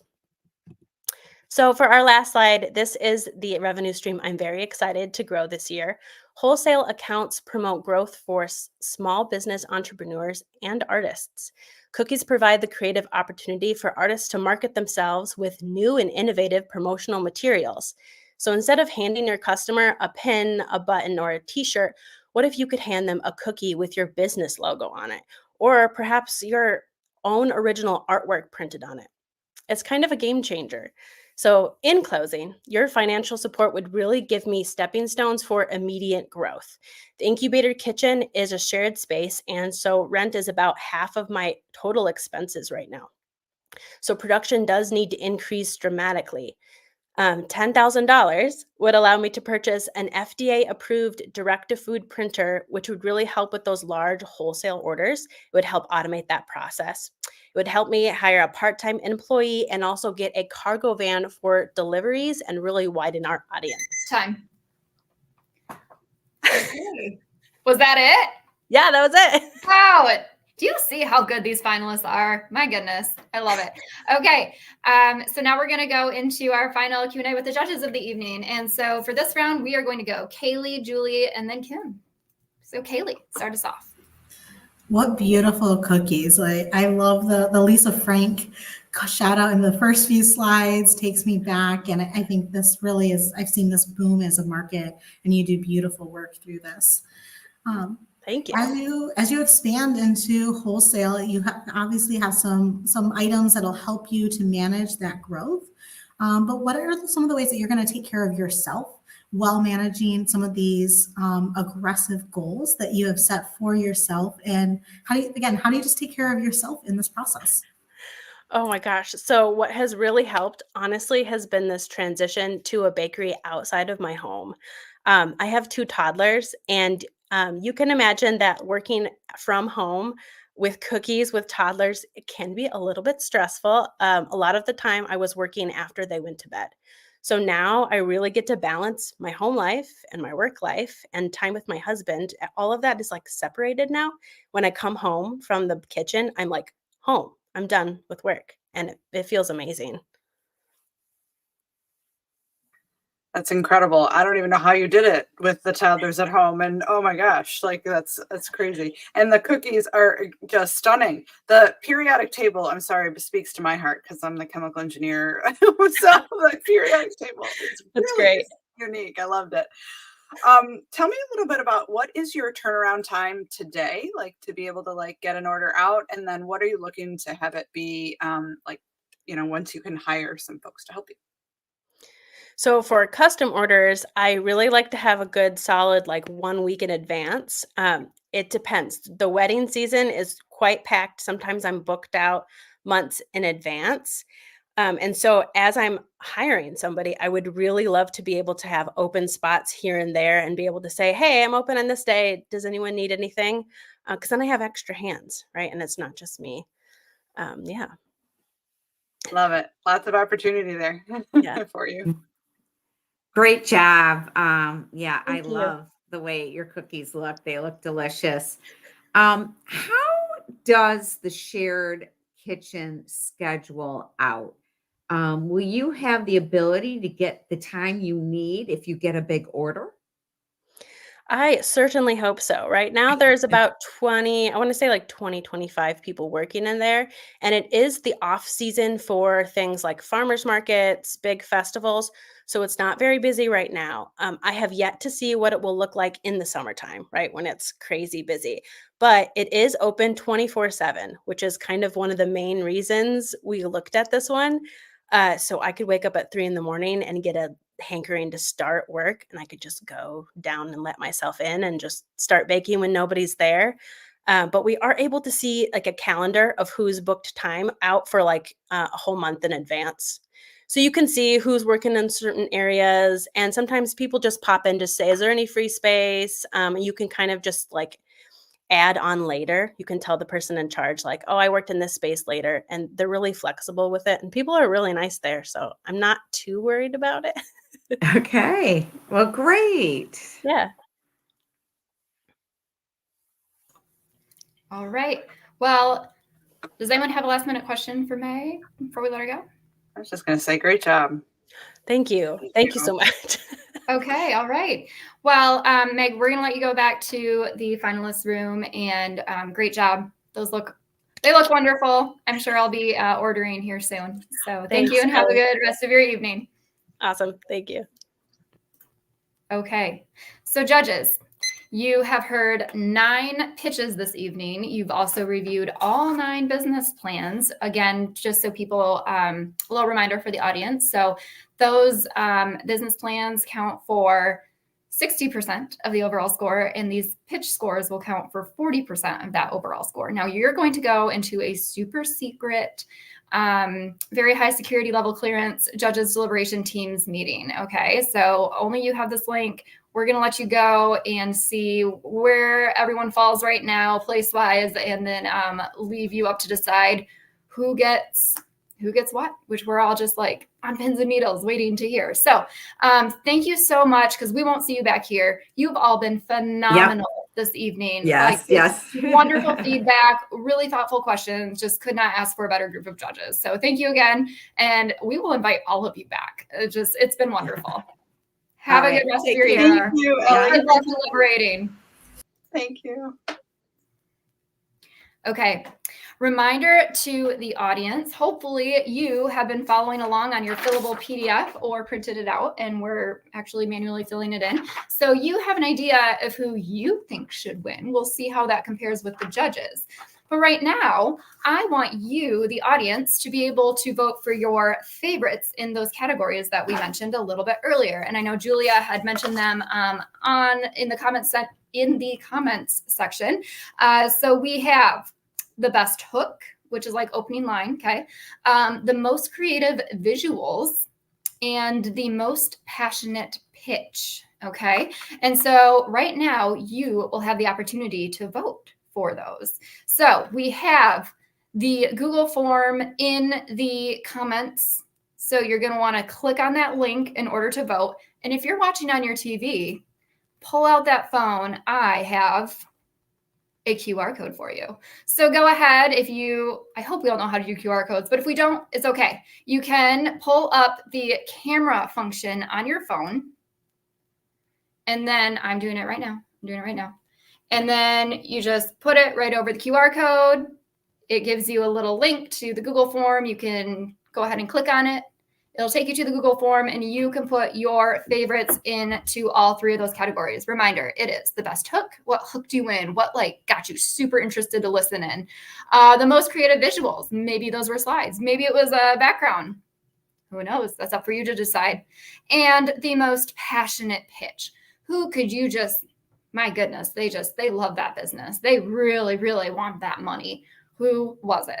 So we'll give you just a few minutes to do that. And while you are deciding on those, we're going to go ahead and bring in our Chief Lending Officer, Lisa McCallum.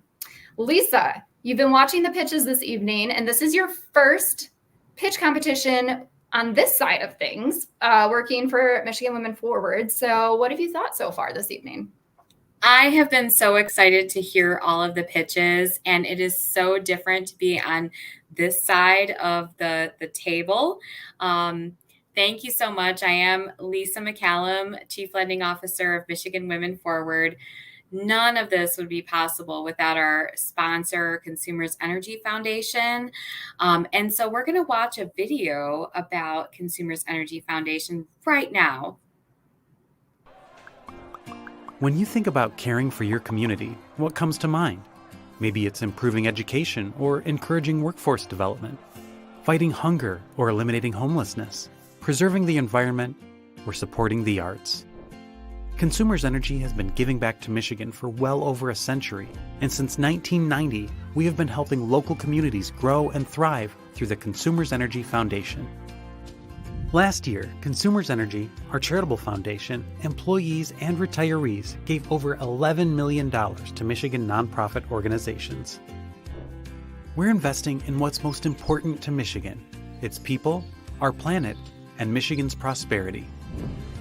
The Consumers Energy Foundation is committed to ensuring all Michigan residents thrive economically and have access to world-class educational resources.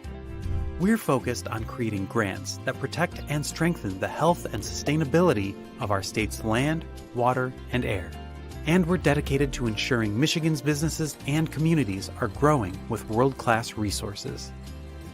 For more information on how the Consumers Energy Foundation is caring for our communities, visit consumersenergy.com/foundation.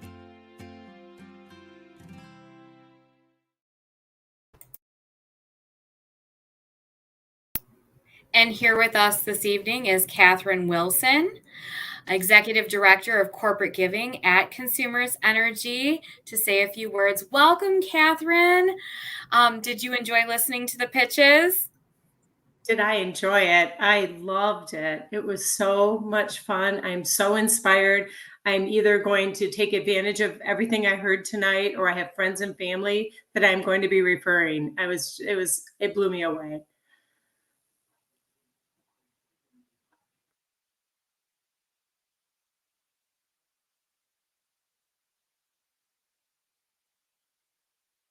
Catherine, did you want to say a few other words? Yeah, thank you. Well, I am really happy to be here and to be part of the 2024 Michigan Women Forward WomanUp and Pitch Competition.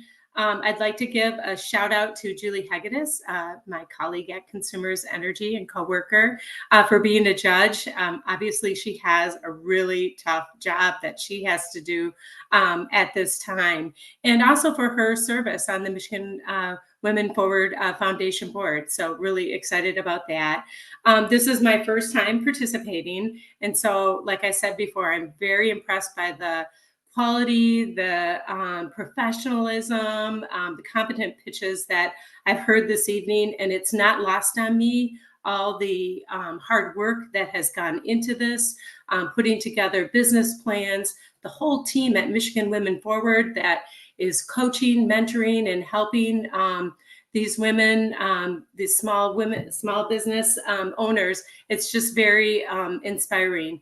At Consumers Energy, we're very dedicated to ensuring that Michigan businesses and communities are growing and thriving, and that includes creating opportunities for entrepreneurs who can bring critical new ideas to the table, like those who have inspired us this evening. As you know, in the video, we work for and invest in our people, our planet, and prosperity in the Great Lake State. And we know that Michigan's small businesses are critical to a prosperous economy. We're proud to be longtime supporters of Michigan Women Forward. I think through the years, I think our history goes back like probably 30 years or more, but we've contributed nearly $2 million to the Michigan Women Forward, primarily supporting the Women's Entrepreneurial Initiative and other vital programming. Our support for MWF is part of our commitment to Michigan's female entrepreneurs and small businesses across Michigan. I've only been in my role for like probably a little over 6 months, but this is certainly what I would call like a proud to wear the colors moment, being part of the foundation, because it's where I get to see the impact that our grant dollars and other things are really making a difference. And so, yeah, it's been wonderful. We appreciate the opportunity to be here and participate. And I'm honored to hear the pitches. I look forward to hearing about tonight's winners. But before we hand off for the virtual prizes, I want to thank all of the finalists again. I mean, you're all winners in my books, and look forward to this evening. Thank you, Lisa. Thank you so much, Catherine. And thank you again for being here tonight, for your support of Michigan Women Forward and the work that we do with the Women's Entrepreneurial Initiative team. And thank you, Consumers Energy Foundation. Without them, these competitions and so many other support services would not be available.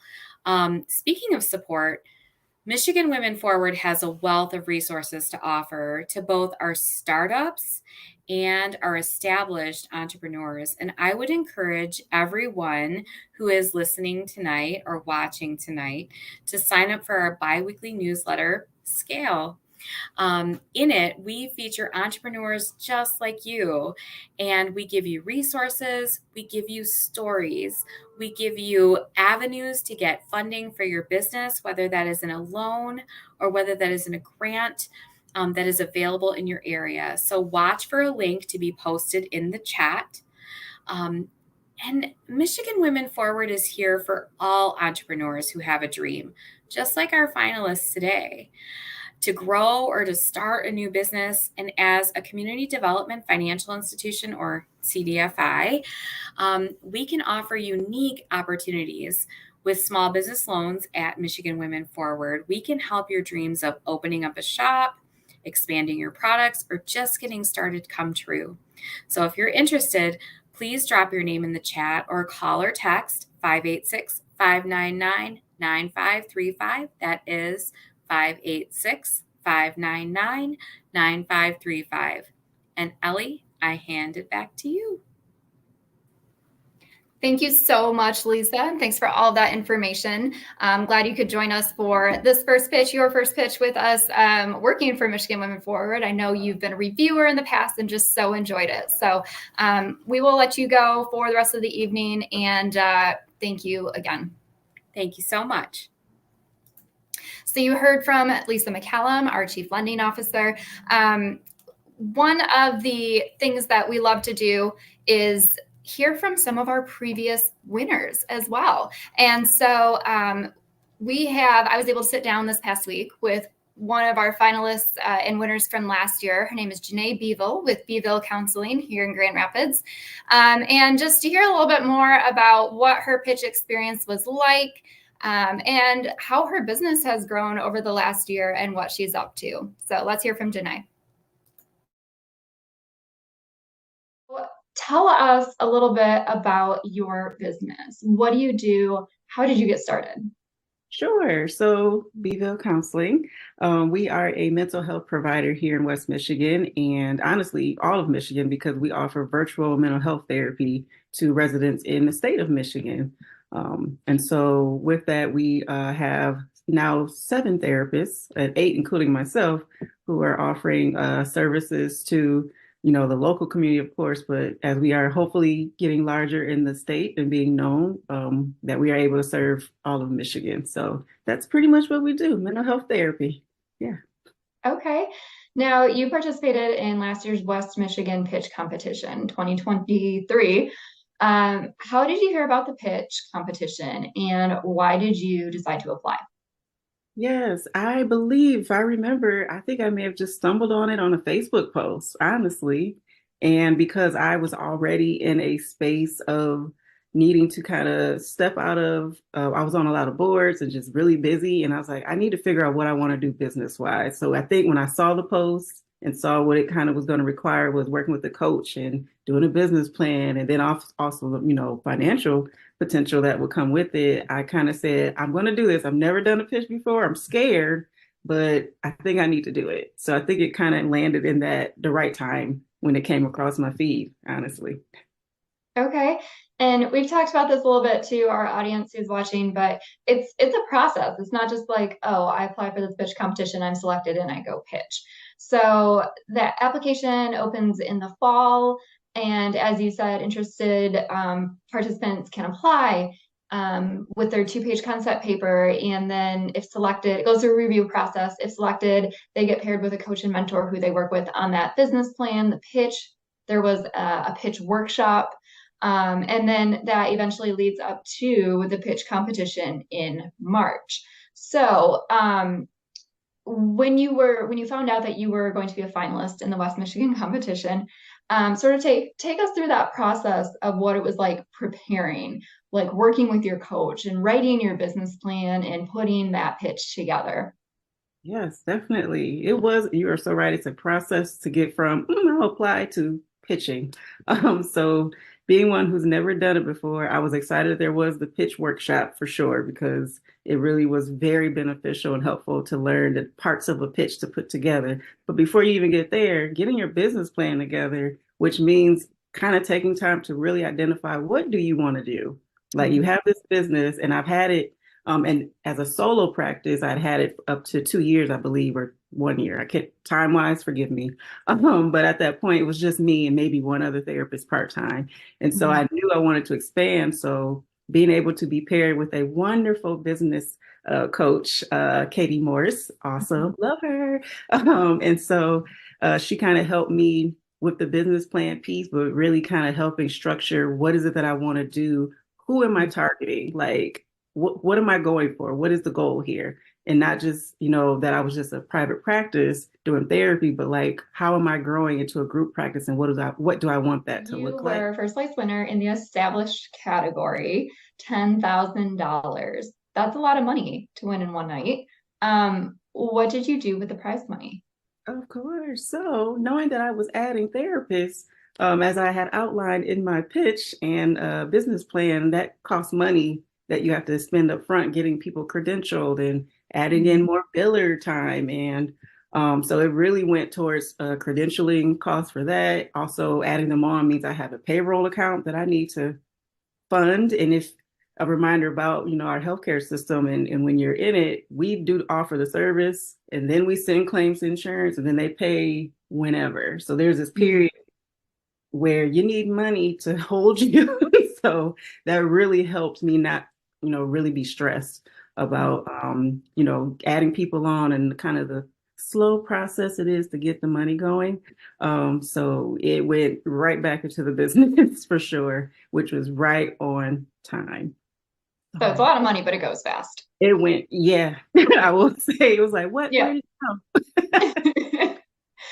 Well, here we are about 1 year later. We're coming up on the 2024 West Michigan Pitch Competition. So you've been in that seat, and you know the emotions, you know what it's like. So I'm going to put you on the spot here. I didn't give you this question ahead of time, but what is your best piece of advice that you would give to a finalist in this competition? couple things.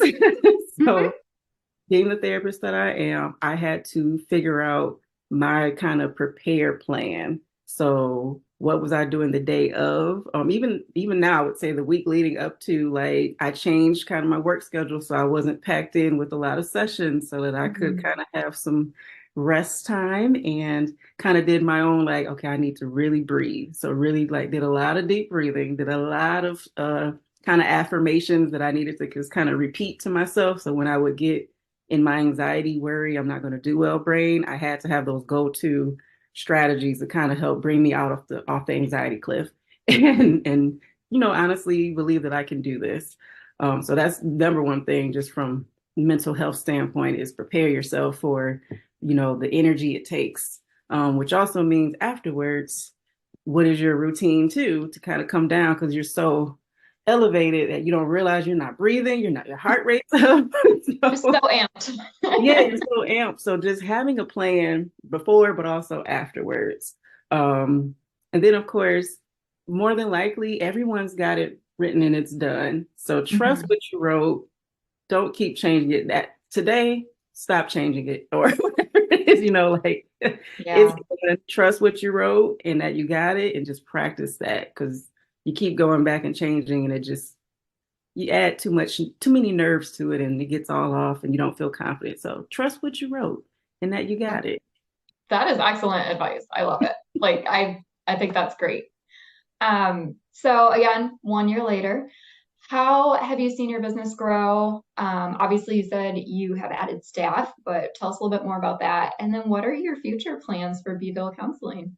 Sure. Yes. So I have said to everyone in the last year just about the journey and testimony that doing this pitch, I literally said to myself, it's okay if I don't win the money, because I needed to do this to figure out what I wanted to do.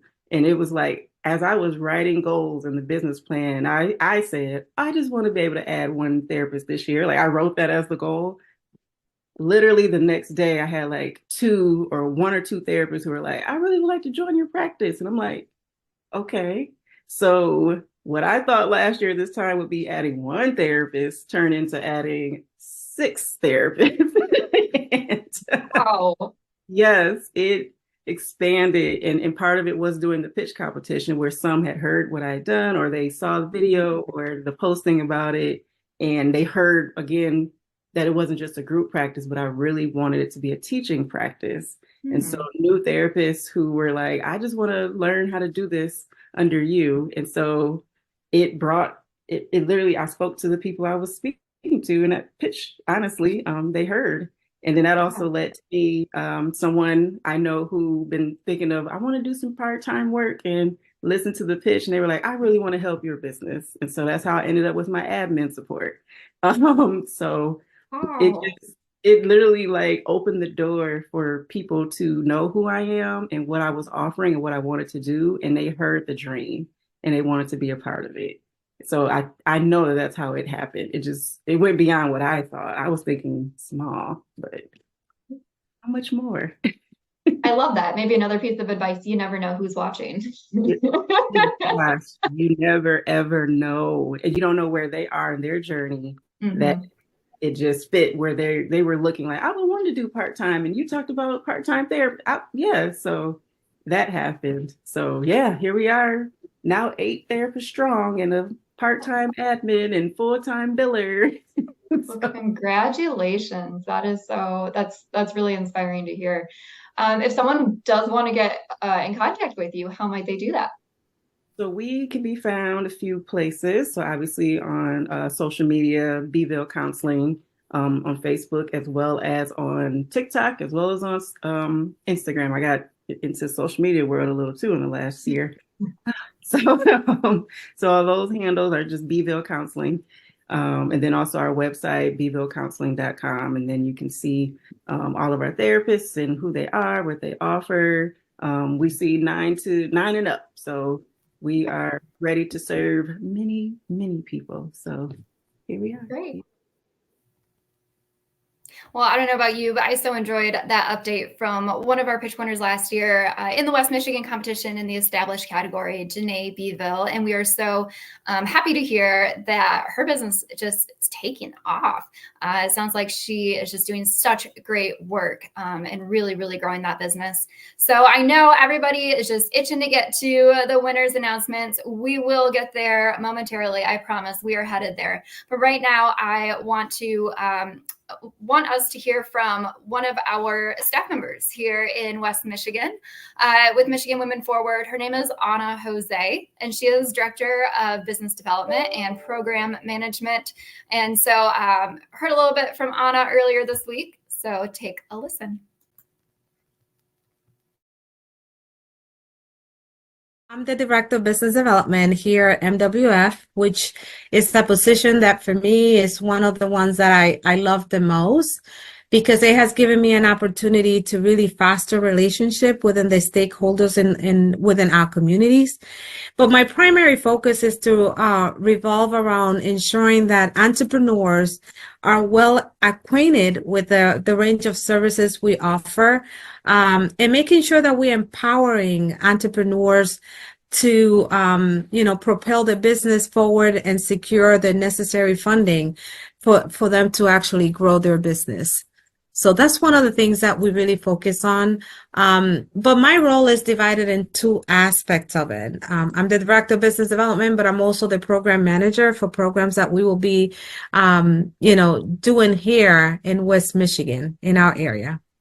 Well, speaking of those programs, what are some of the programs that we have done or have plans to do here in West Michigan? Because you and I both work in the Grand Rapids office. So what's going on in West Michigan for MWF besides this pitch competition that we're doing this week? Well, one of the things that I always like to tell entrepreneurs is that, a lot of people don't know that MWF really focuses on ensuring that entrepreneurs get the technical assistance that they need in order for them to move forward. And that's kind of like the secret sauce that we have.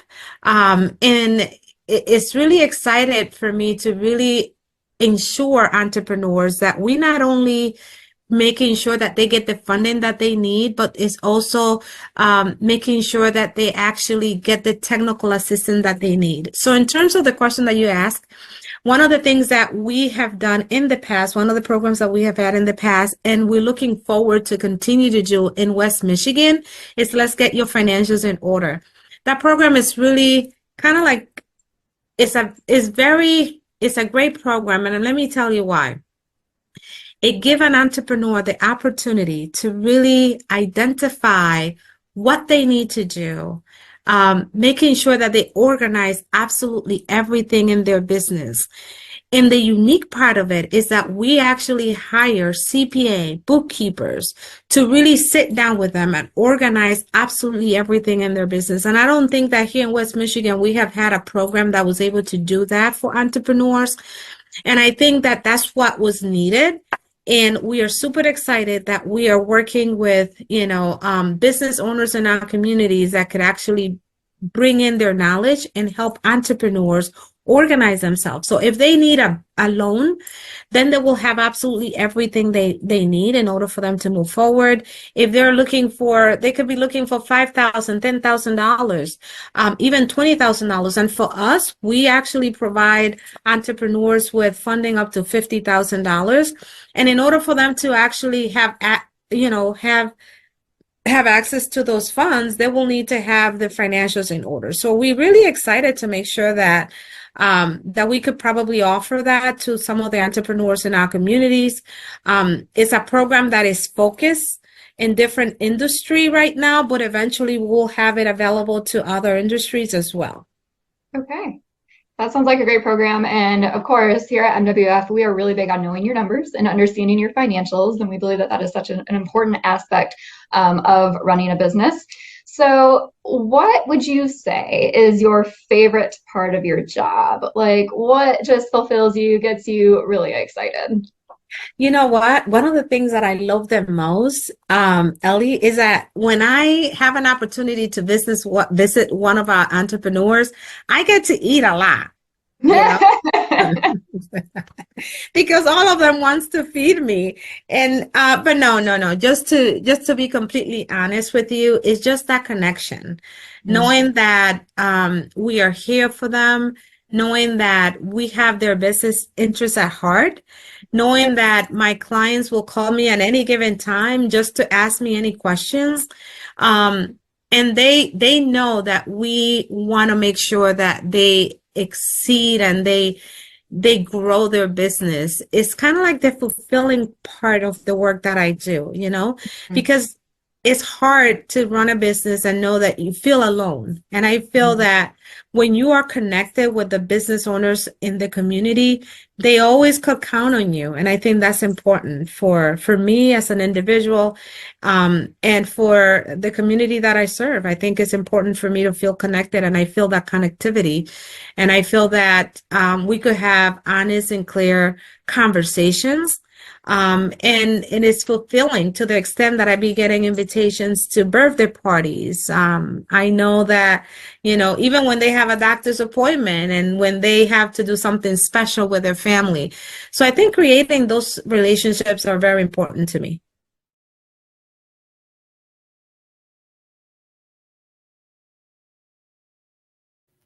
Well, I hope you enjoyed hearing from Ana Jose and the work that she does here in West Michigan out of the Grand Rapids office. And right now, I just really quickly want to do a couple of shout outs and some thank yous before we bring back Carolyn and Catherine to do the awards and announce the winners. And so, as we mentioned, once the finalists are chosen, they're paired up with coaches to help them through this process. And so I'm putting those coaches from this competition up right now. So go ahead, take a look at that list. If you know any of them, send them a text or something, send them an email tomorrow, said, hey, I saw your name. And we're just so thankful to have these coaches helping put together those business plans and listen to those pitches over and over to just make sure that they get it just right. And finally, this is a team effort. Can't do this with one person. Absolutely not. And so there are some individuals behind the scenes who you, the audience, have not seen. And I just want to make sure that they get recognized. And so we're going to start with Tanisha Greer, who is in our finalist Zoom room. We call it our green room. It's where all the finalists hang out except for when they're in here. And she just does such a great job of keeping it lively and calm simultaneously. I know that the finalists just really enjoy being in there. She's giving me a little hands up here on my other screen. So I just know she enjoys doing this, and she does such a great job. And so she's been instrumental in this all evening, keeping us on track in there. Kenneth Anini, he has been our master scorekeeper for like a number of years running now. And so he was collecting the judges' pitch scores. He was in that team's meeting and just making sure that all those were getting entered and that they knew what was what. And then Julia Elliott, you may have seen her commenting on the social media channels, and she's been doing marketing and communications for the whole pitch event, been posting the links to all of our finalists' websites and social media handles in the comment section. So thank you, Julia. She designed that wonderful scorecard that I hope you were all using this entire time. So, okay, but you're like, Ellie, come on, let's get moving. Let's get the show on the road because everyone is just so anxious to hear who won. So we're going to make it happen. I'm going to go ahead and bring back into the stream our president and CEO, Carolyn Casson. Carolyn, can you hear us? I can. Oh, good. We can hear you. Phew. I know we had some technical difficulties, but I'm so glad we're back up running here. Yeah. Okay, and then Catherine Wilson. Catherine, hi. Oh, you were on mute, Catherine. You're on mute. She's coming off. I am here. Hi. Okay, all right. You. So, thank you, Catherine, for joining us. This is your first time, right? It is so fun. And this is the moment we've all been waiting for, right, Ellie? Yeah. Before we do that, though, we did have some of those really fun audience categories. We wanted to hear who they thought the best. And out of this first startup category, because we're going to announce startup awards first, I do want to say that most passionate pitch went to My Little Love Bugs Childcare. So Tina Polk, congratulations. You were the most passionate and we felt it for sure. But okay, right now I'm going to go ahead and take myself off and I'm going to let Carolyn and Catherine do the award announcements. I do have the drum. It's back. It made its appearance. So I'll make sure that gets in there just before we announce who it is. I'm going to take myself out and both of you start with third place in the startup. All right. Well, are you as excited about this as I am? My stomach is turning butterflies. Who's going to win? And how excited? Do you have your cards? Do you have I do. Okay, good. Good. Yes. Well, without Catherine Wilson and her team at Consumers Energy, we wouldn't be able to do this. They provide all of the pitch prizes. So, go turn up your heat when you finish here, because they really are huge supporters of Michigan Women Forward. So, okay. Third place. So yes, we'll Go go ahead. with the startup category. In third place for $2,500, and the winner is My Little Love Bugs childcare. Tina, you're back. Congratulations. Thank you. Thank you so much. We're so proud of you. What a great idea. We can't wait to see you soar. Thank you. amazing job. Okay. In the place. startup category as well, second place for $5,000. The winner is? The winner is Farmette. Katie? Thank you. Thank you so much. Great job. Oh my gosh, you were inspirational. I loved Thank it. you. I Thank never you. met a farmer I Good liked so job. much as you. That's so great. Thank you all. Thank you so much. Good. Okay, and now for the startup category for $10,000, our first place winner. Spark and Logic. Danielle. Great, Danielle. Congratulations. You did a wonderful job. We're so proud of you. We'll have you back next year to tell us what's happened in the last 12 months. Great. Thank you very much. So make good use of that. Okay, I'm breathing a little easier. Exciting, right? Exciting Right. times. Okay, well, while we do a little bit of a transition to get established in here, we are just going to watch this quick clip.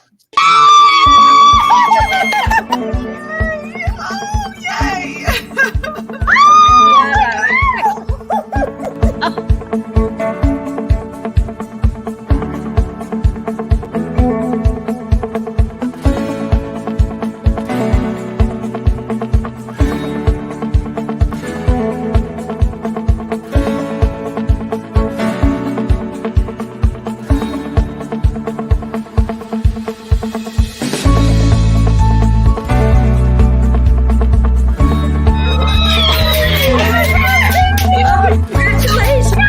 Awesome. Thank you so